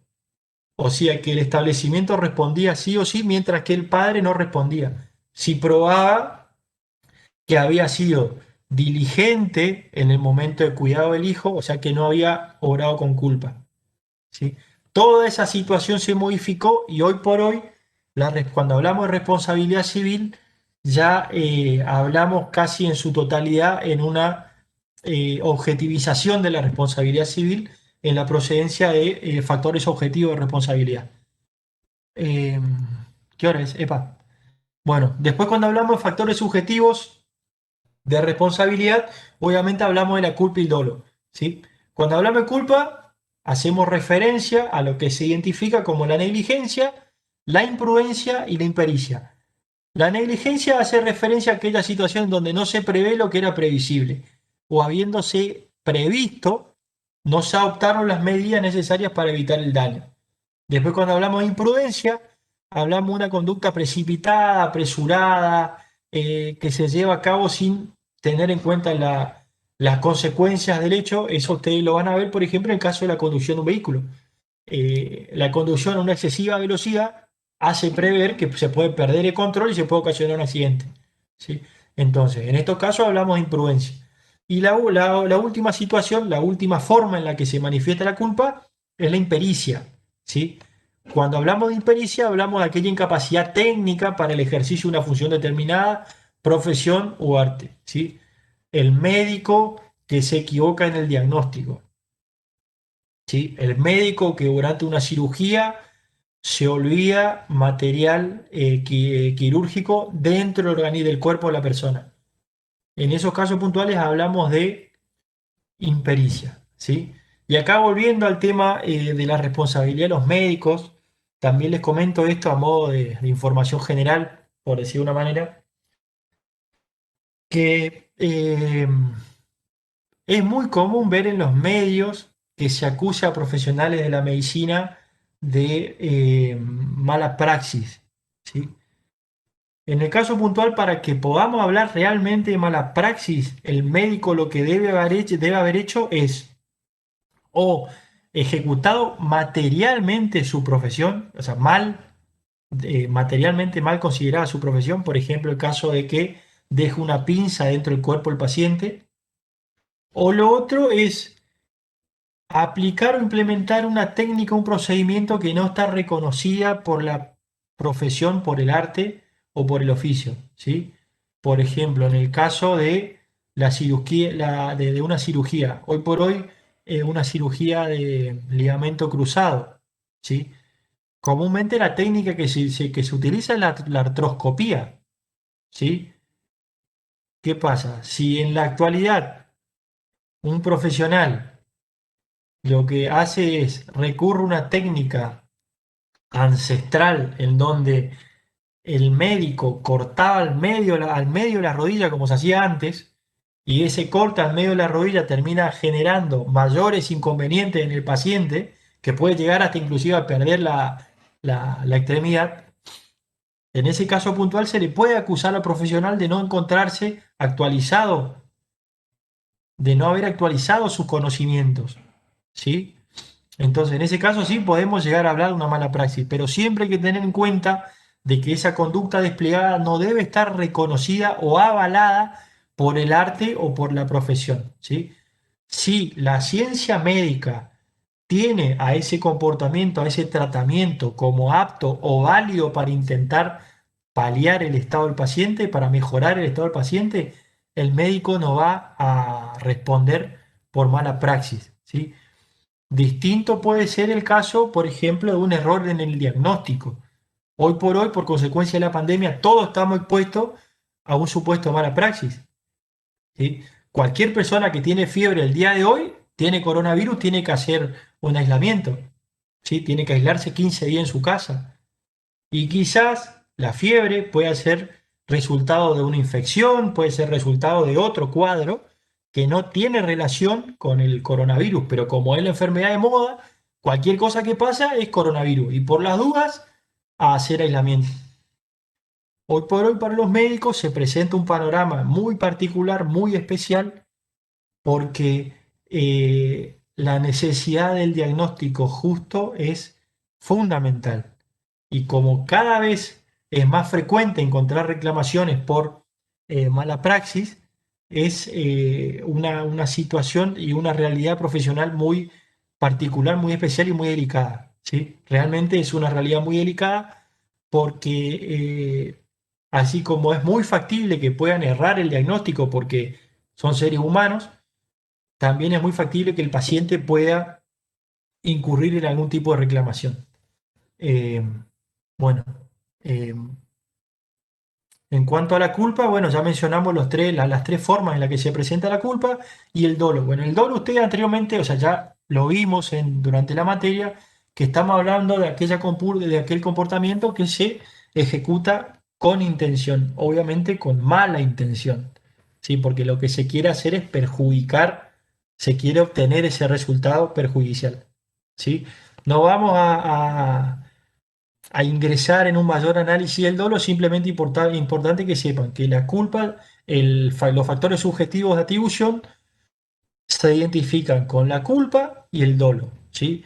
Para el Código Civil también se va a tener en cuenta lo que se denomina el dolo eventual, que es aquella acción que se ejecuta sin la intención directa de causar un daño, pero sabiendo que en el caso particular se puede llegar a causar un perjuicio. Independientemente de eso, el agente incurre en la conducta, ¿sí? Bueno, un artículo importante al respecto de esto, y por eso ustedes están viendo en pantalla la imagen de un chofer de colectivos, eh, es lo que menciona el artículo 1725. ¿Alguno puede leer ese artículo?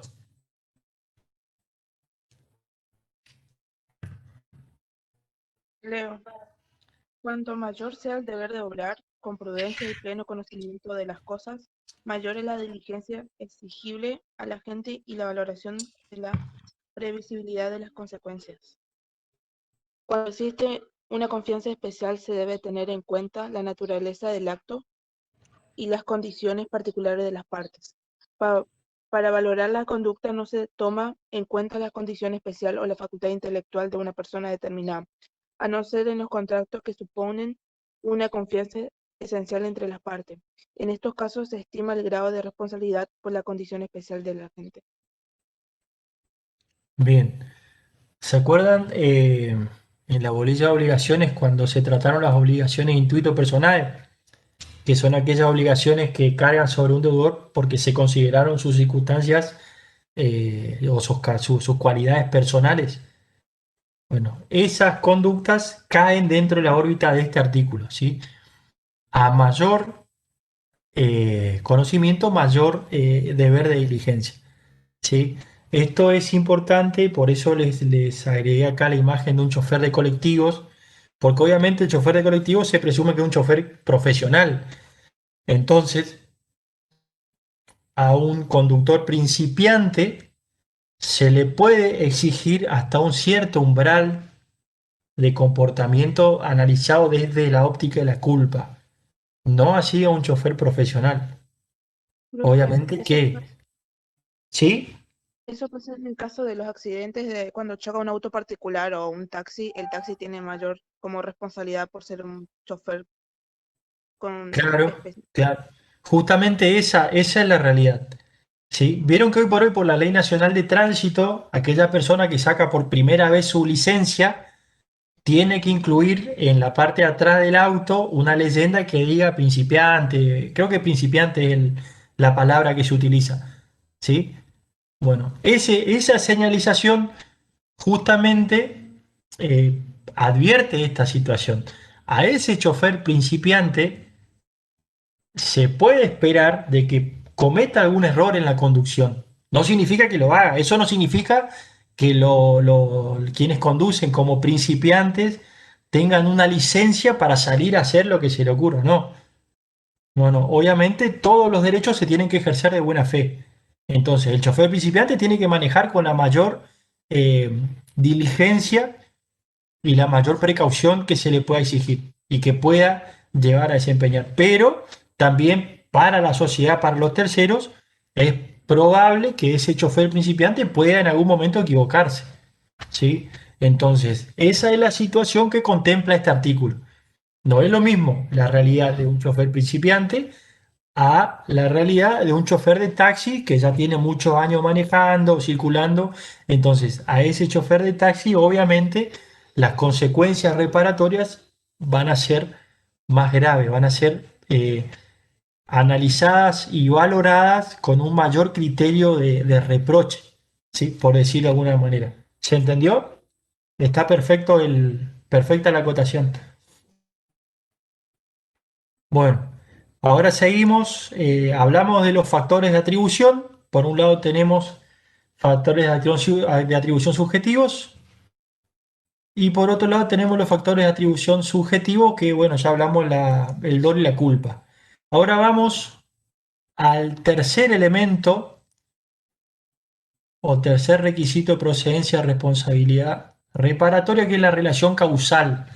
La relación causal es aquella relación que hace al vínculo directo que debe haber entre el resultado con la conducta, ¿sí? Con la conducta desplegada por el agente al cual nosotros le imputamos la responsabilidad, ¿sí? Acá debemos hacer una aclaración. En el derecho internacional hay distintas teorías respecto de qué se va a entender por relación causal, ¿sí? Yo les menciono simplemente a modo de información, por ejemplo, hay una teoría que dice la equivalencia de las condiciones. Cada condición que intervenga en el hecho va a tener su gravedad, su trascendencia o su entidad. Entonces, la que tenga mayor entidad va a ser la que causó el daño, para esa teoría. Después hay otra teoría que dice la teoría de la causa más próxima.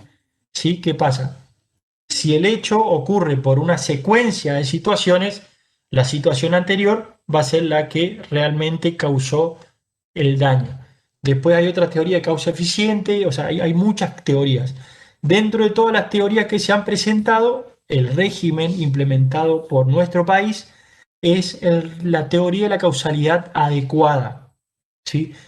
Esta teoría de causalidad adecuada y la relación causal en sí le va a permitir determinar, por un lado, quién fue el autor del daño, ¿sí?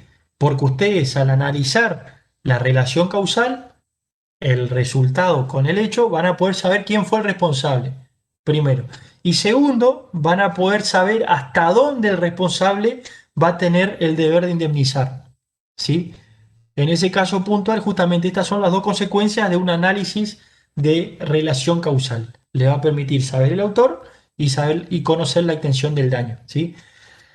La teoría de la responsabilidad adecuada lo que hace es elaborar un juicio de probabilidad, o sea, determinar si una acción activa o negativa es idónea para producir una consecuencia de acuerdo a lo que normalmente ocurre en la experiencia, ¿sí?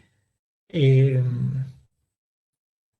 no sé si ustedes habrán escuchado, hay un chiste de la Andricina, eh, que, bueno, respecto a una comisaría, en donde el comisario le pregunta a un oficial si concurrió a un procedimiento en donde supuestamente había un fallecido.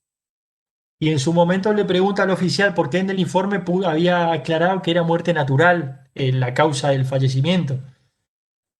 Y bueno, entonces le dice, ¿por qué causa natural? Le dice, y porque yo llegué y había un muerto, dice. ¿Y pero a usted le parece que con 7 balazos sea una muerte natural? Y el policía le responde, y sí, con 7 balazos es natural que muera. ¿Sí? Bueno, acá estamos hablando de esa situación. La consecuencia debe ser previsible con el hecho que ocurre, ¿sí? En un accidente de tránsito con un peatón, es previsible que hayan fracturas, que hayan lesiones, que hayan daños, ¿sí? Entonces, no basta, ustedes ven la aclaración en el último párrafo, dice, no basta que entre ambos extremos, hecho y resultado, medie una relación causal, una relación directa, desde la física, sino que es necesario que el resultado sea una consecuencia previsible, ¿sí? No es solamente vincular.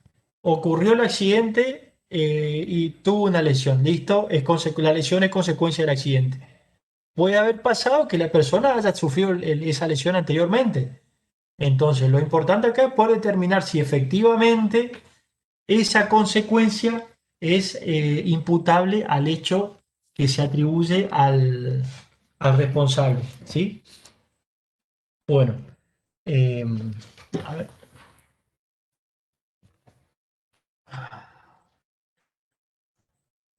En cuanto a la relación de causalidad, encontramos, y esto también tengan en cuenta porque es otro tema otra pregunta de examen, Las causales de exclusión de responsabilidad, ¿sí?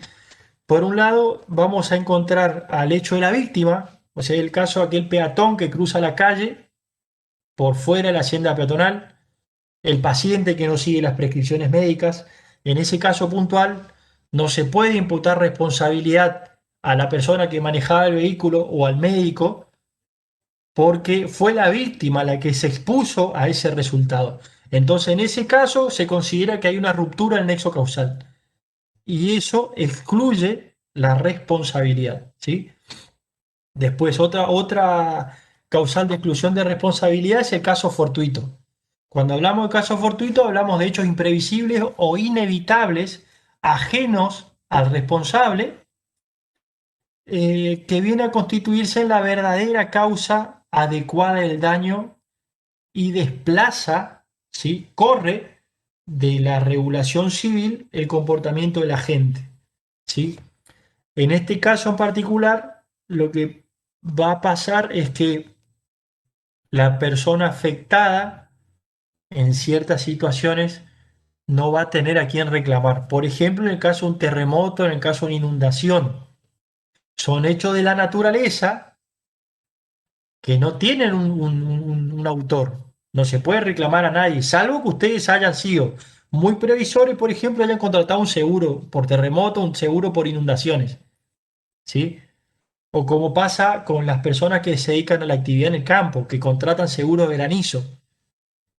En el caso que el granizo destruya la cosecha, las personas van a poder reclamar el pago de esa póliza, porque justamente previeron esa situación.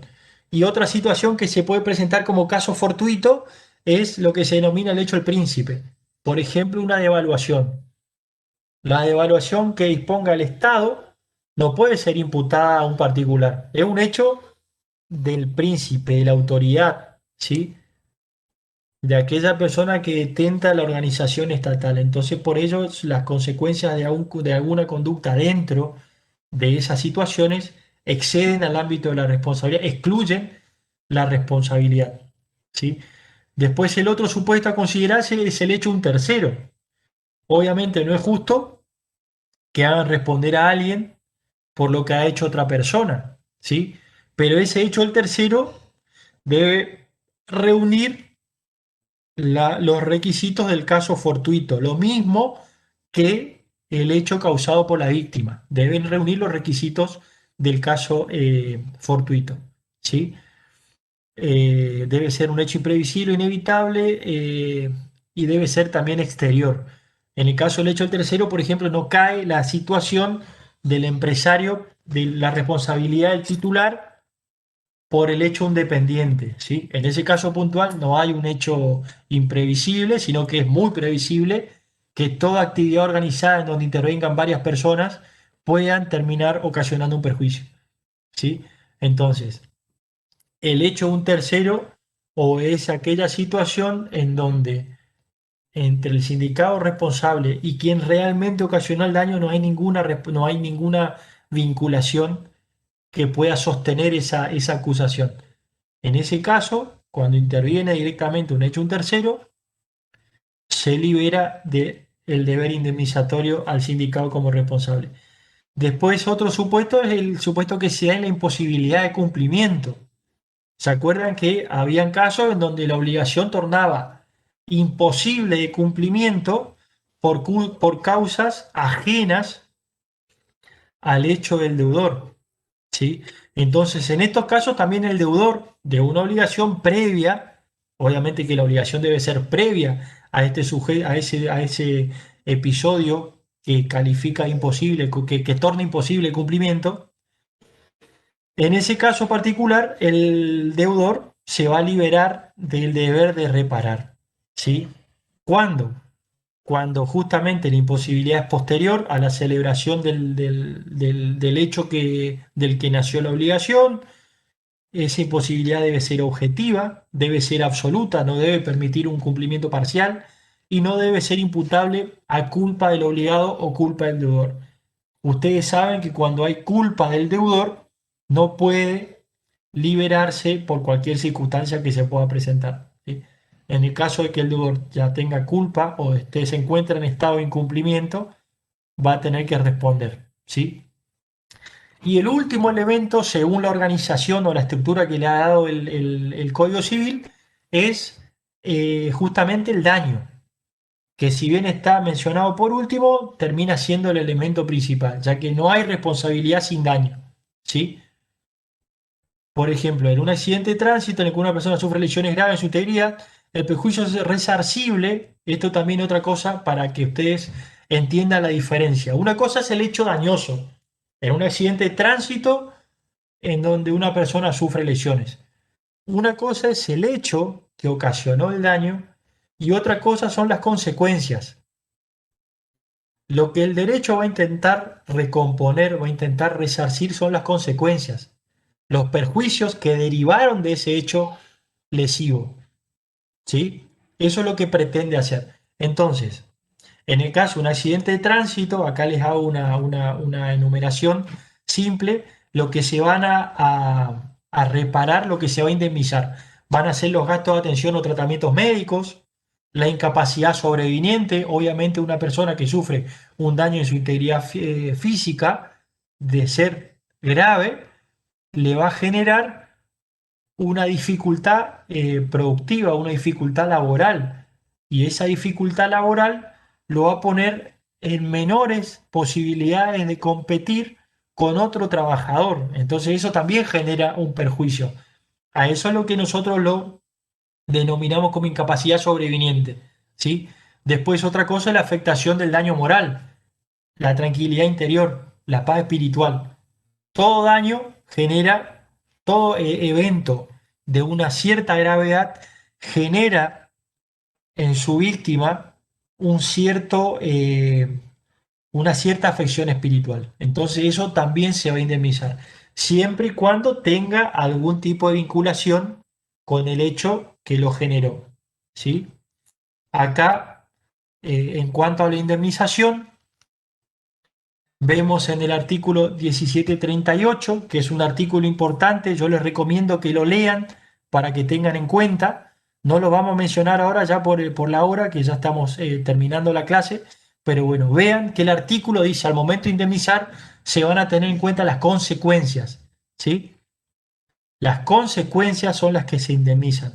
El hecho lesivo obviamente es el que genera todo el cúmulo de consecuencias que van a ser tenido en cuenta a la hora de indemnizar, pero va a ser analizado como el hecho generador de esas consecuencias, ¿sí? No se va a indemnizar por sí el hecho dañoso. Obviamente, si causa un daño material, se va a tener en cuenta el accidente destruyó un vehículo, bueno, se va a indemnizar la reparación del vehículo, pero ese vehículo además va a generar consecuencias, la privación del uso, los gastos de traslado, ¿sí?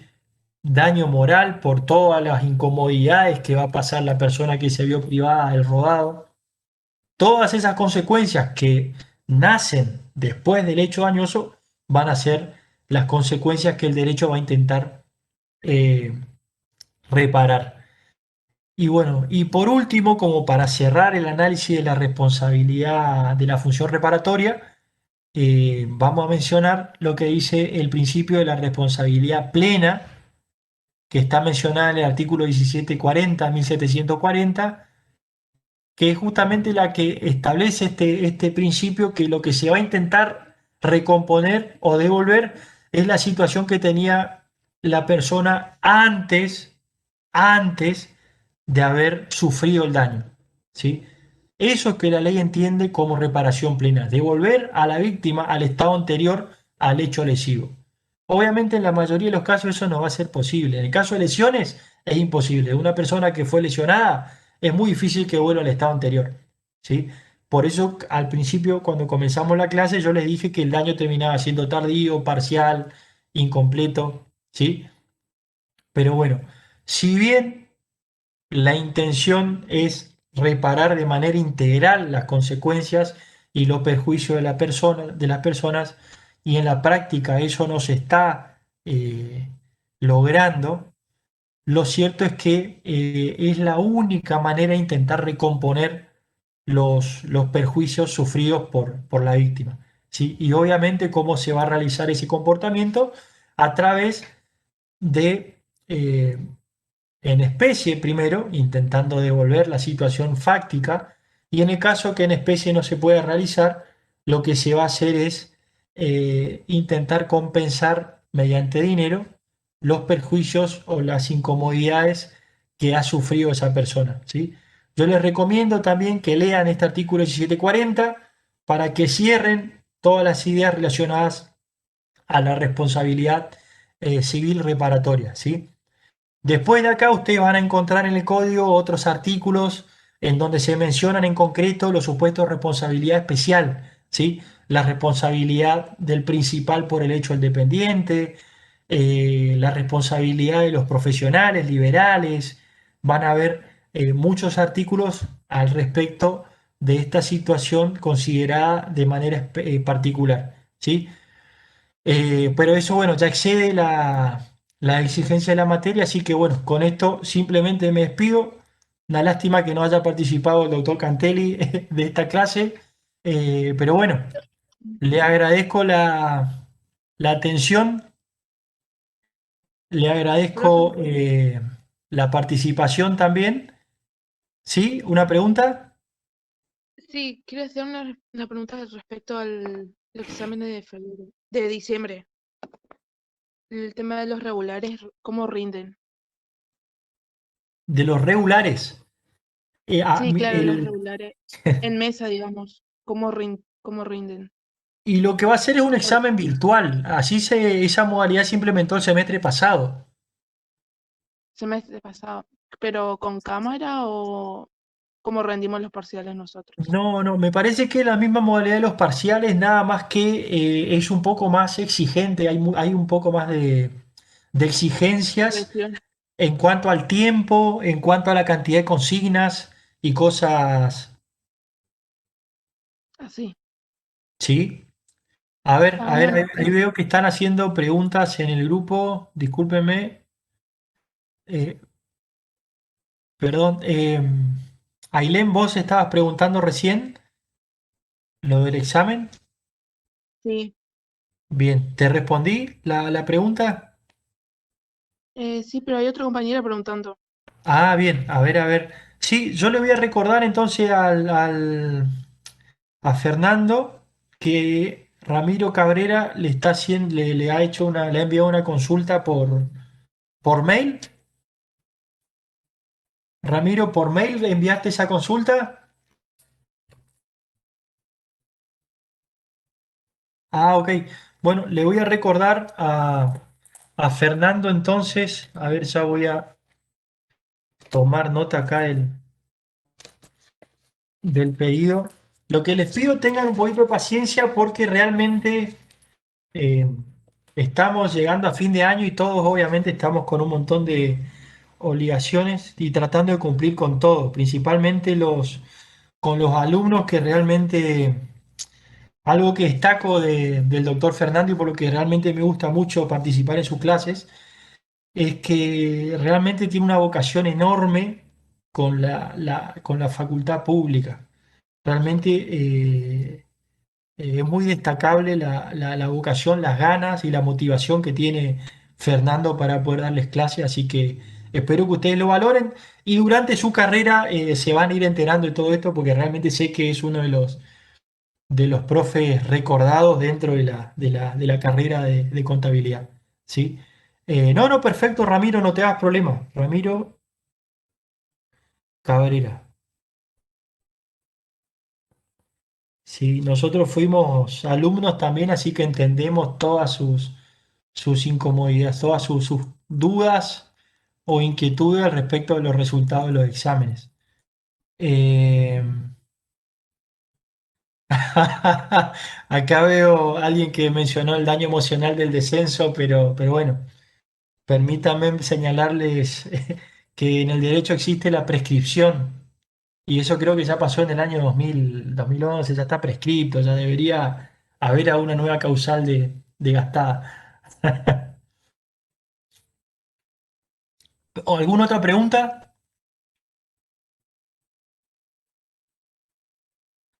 Las consultas respecto al primer examen, bien. Profesor, con respecto al parcial que tuvimos el lunes, los que tuvimos problemas de que se cortó y no daba el resultado. Ah, eso lo voy a consultar con la doctora Clos, que la doctora Mónica Clos es la titular de la cátedra, la responsable de la cátedra, y bueno, le voy a plantear esta situación para que sepa que hay. El problema cuál fue, que pudieron hacer todo el examen, pero no recibieron los resultados. Ese es el problema. Jessica. No, Depende de profe, los lo que no alumnos, entiendo, profe. A algunos se le cortó cuando estaban a la mitad del examen y no les cargaba la siguiente pregunta. Y a otros terminaron de hacer el examen en la última pregunta y no les daba el resultado, como que se les colgaba la página.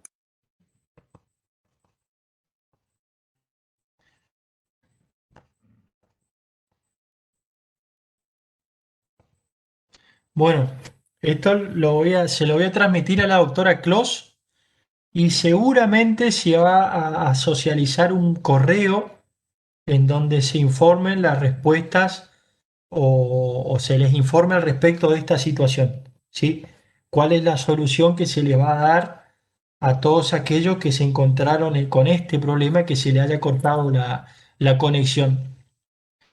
Pero les pido para sus próximos exámenes, como recién hablábamos y durante la materia hablamos de buena fe y de una necesidad de prever a la problemática, también que vayan viendo que estas situaciones se pueden presentar y obviamente cuanto mejor respuesta se le puede dar o mayor previsión a estas situaciones se pueda dar, va a ser más fácil para ustedes, ¿no? Yo imagino que no debe ser cómoda la situación de los chicos que estaban rindiendo y a mitad de examen se le cortó la conexión. Obviamente es algo que puede pasar, pero bueno, cuanto mayor previsión ustedes le pongan a la circunstancia, va a ser mejor. Le digo desde la culpa que también siento y ya aprovecho para pedirle disculpas porque la clase pasada o la clase anterior que yo iba a intervenir con estos temas, estaba en mi estudio, estaba en mi oficina y esta aplicación, este soporte, el Cisco, en la computadora de mi estudio no funciona bien.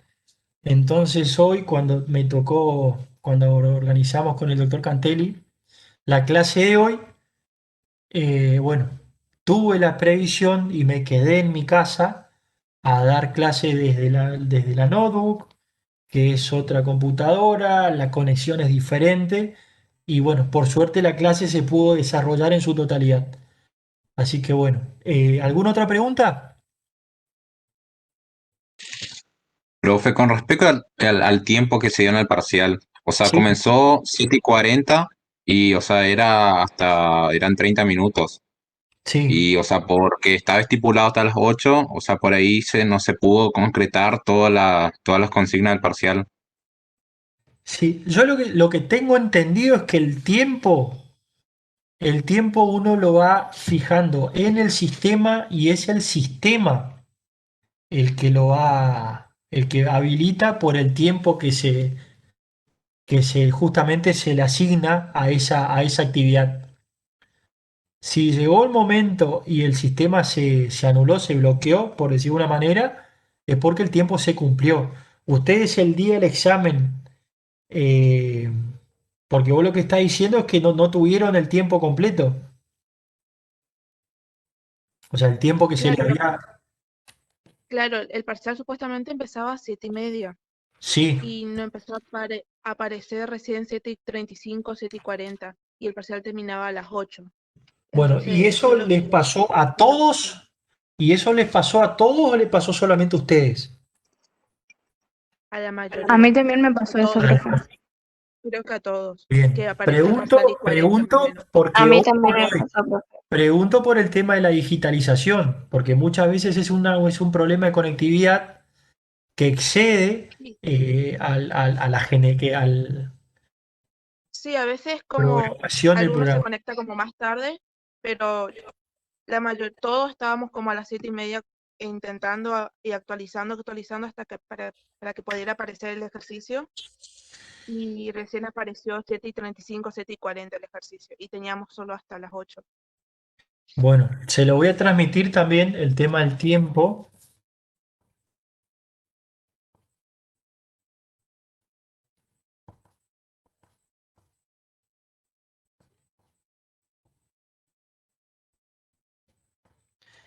Lo que les pido acá, que tengan en cuenta una cuestión de clase, ¿sí? Porque muchas veces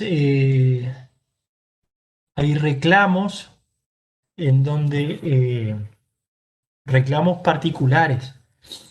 Cuando otros chicos, por ejemplo, pudieron conectarse a las 7:30, que era el momento de examen, ¿sí? En el caso de que una parte del grupo de alumnos haya podido acceder al examen a las 7:30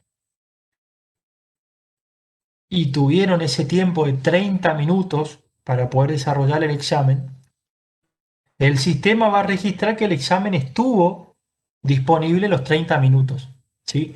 Por eso les insisto, tengan en cuenta la cuestión de la conectividad en estas cuestiones, pero bueno, voy a hablar con la doctora Clos para buscar alguna alternativa a esta situación para que ustedes no resulten perjudicados, ¿sí? Profe, Pero buen bueno, día, sí, disculpe. Yo buen tuve día. inconvenientes con con los puntos, las consignas que había que completar. Yo las completé, no sé, en una oración había 5 palabras sueltas que había que colocar. Coincidentemente, en esas oraciones, a mí el sistema no me las tomó porque cuando me tiró las notas, me dio en 3 unidades, me dio que yo hice el 0%, o sea que no hice nada, cuando yo sí completé. Ujú. ¿Y no hay posibilidad que te hayas equivocado? Te pregunto por las dudas. Le hice screenshot le hice captura de pantalla a la pregunta y después me Sí, fijé y era de lo de los adolescentes menores de edad y yo coloqué las palabras justamente como coincidían en el código ok. y no me tomaron.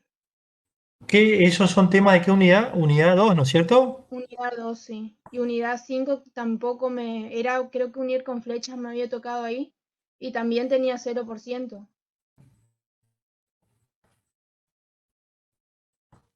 Bueno, también esto lo voy a consultar con la doctora. Y bueno, nosotros el viernes tenemos una reunión una reunión por virtual con los profes de la materia, justamente para tratar todos estos temas, porque también para nosotros son todos desafíos y todas exigencias que se van presentando eh, durante el cursado, ¿no? Obviamente la idea es que estos problemas no hayan. Les pido disculpas si realmente ocurrieron estos inconvenientes y bueno, vamos a tratar de encontrar una solución para que ustedes no sean perjudicados por todo esto. ¿Sí? ¿Algún otro inconveniente con el examen?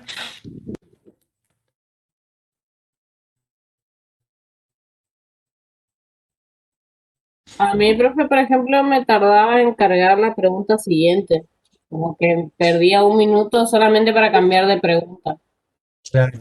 En tu, Y en o tu sea, caso, para nosotros, digamos, un minuto es claro, muchísimo en ese. sí, sí, sí, sí, pero en ese caso particular, lo más probable es que el problema esté asociado a la conectividad. ¿Viste?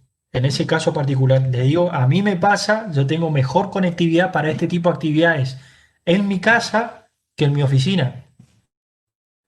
Entonces, también les pedimos, los docentes de la cátedra, que prevean todas esas situaciones para que ustedes no se vean perjudicados. ¿Sí? Tengan en cuenta, si te pasó eso en el primer examen, eh, prevé para el examen siguiente que no te vuelva a ocurrir si es algo que te perjudica. También nosotros somos conscientes de todas las circunstancias que se están presentando por esta realidad en la que estamos participando de manera obligada, ¿sí? Porque no podemos desarrollar las actividades presenciales. Eh, por eso les pido un poquito de colaboración Eh, y bueno, yo le voy a transmitir todas estas obligaciones, todas estas inquietudes, todos estos problemas a los demás profesores para tenerlo en cuenta. Obviamente que la cuestión de la conectividad es un tema previsible, o sea, nosotros sabíamos y sabemos que esta modalidad tiene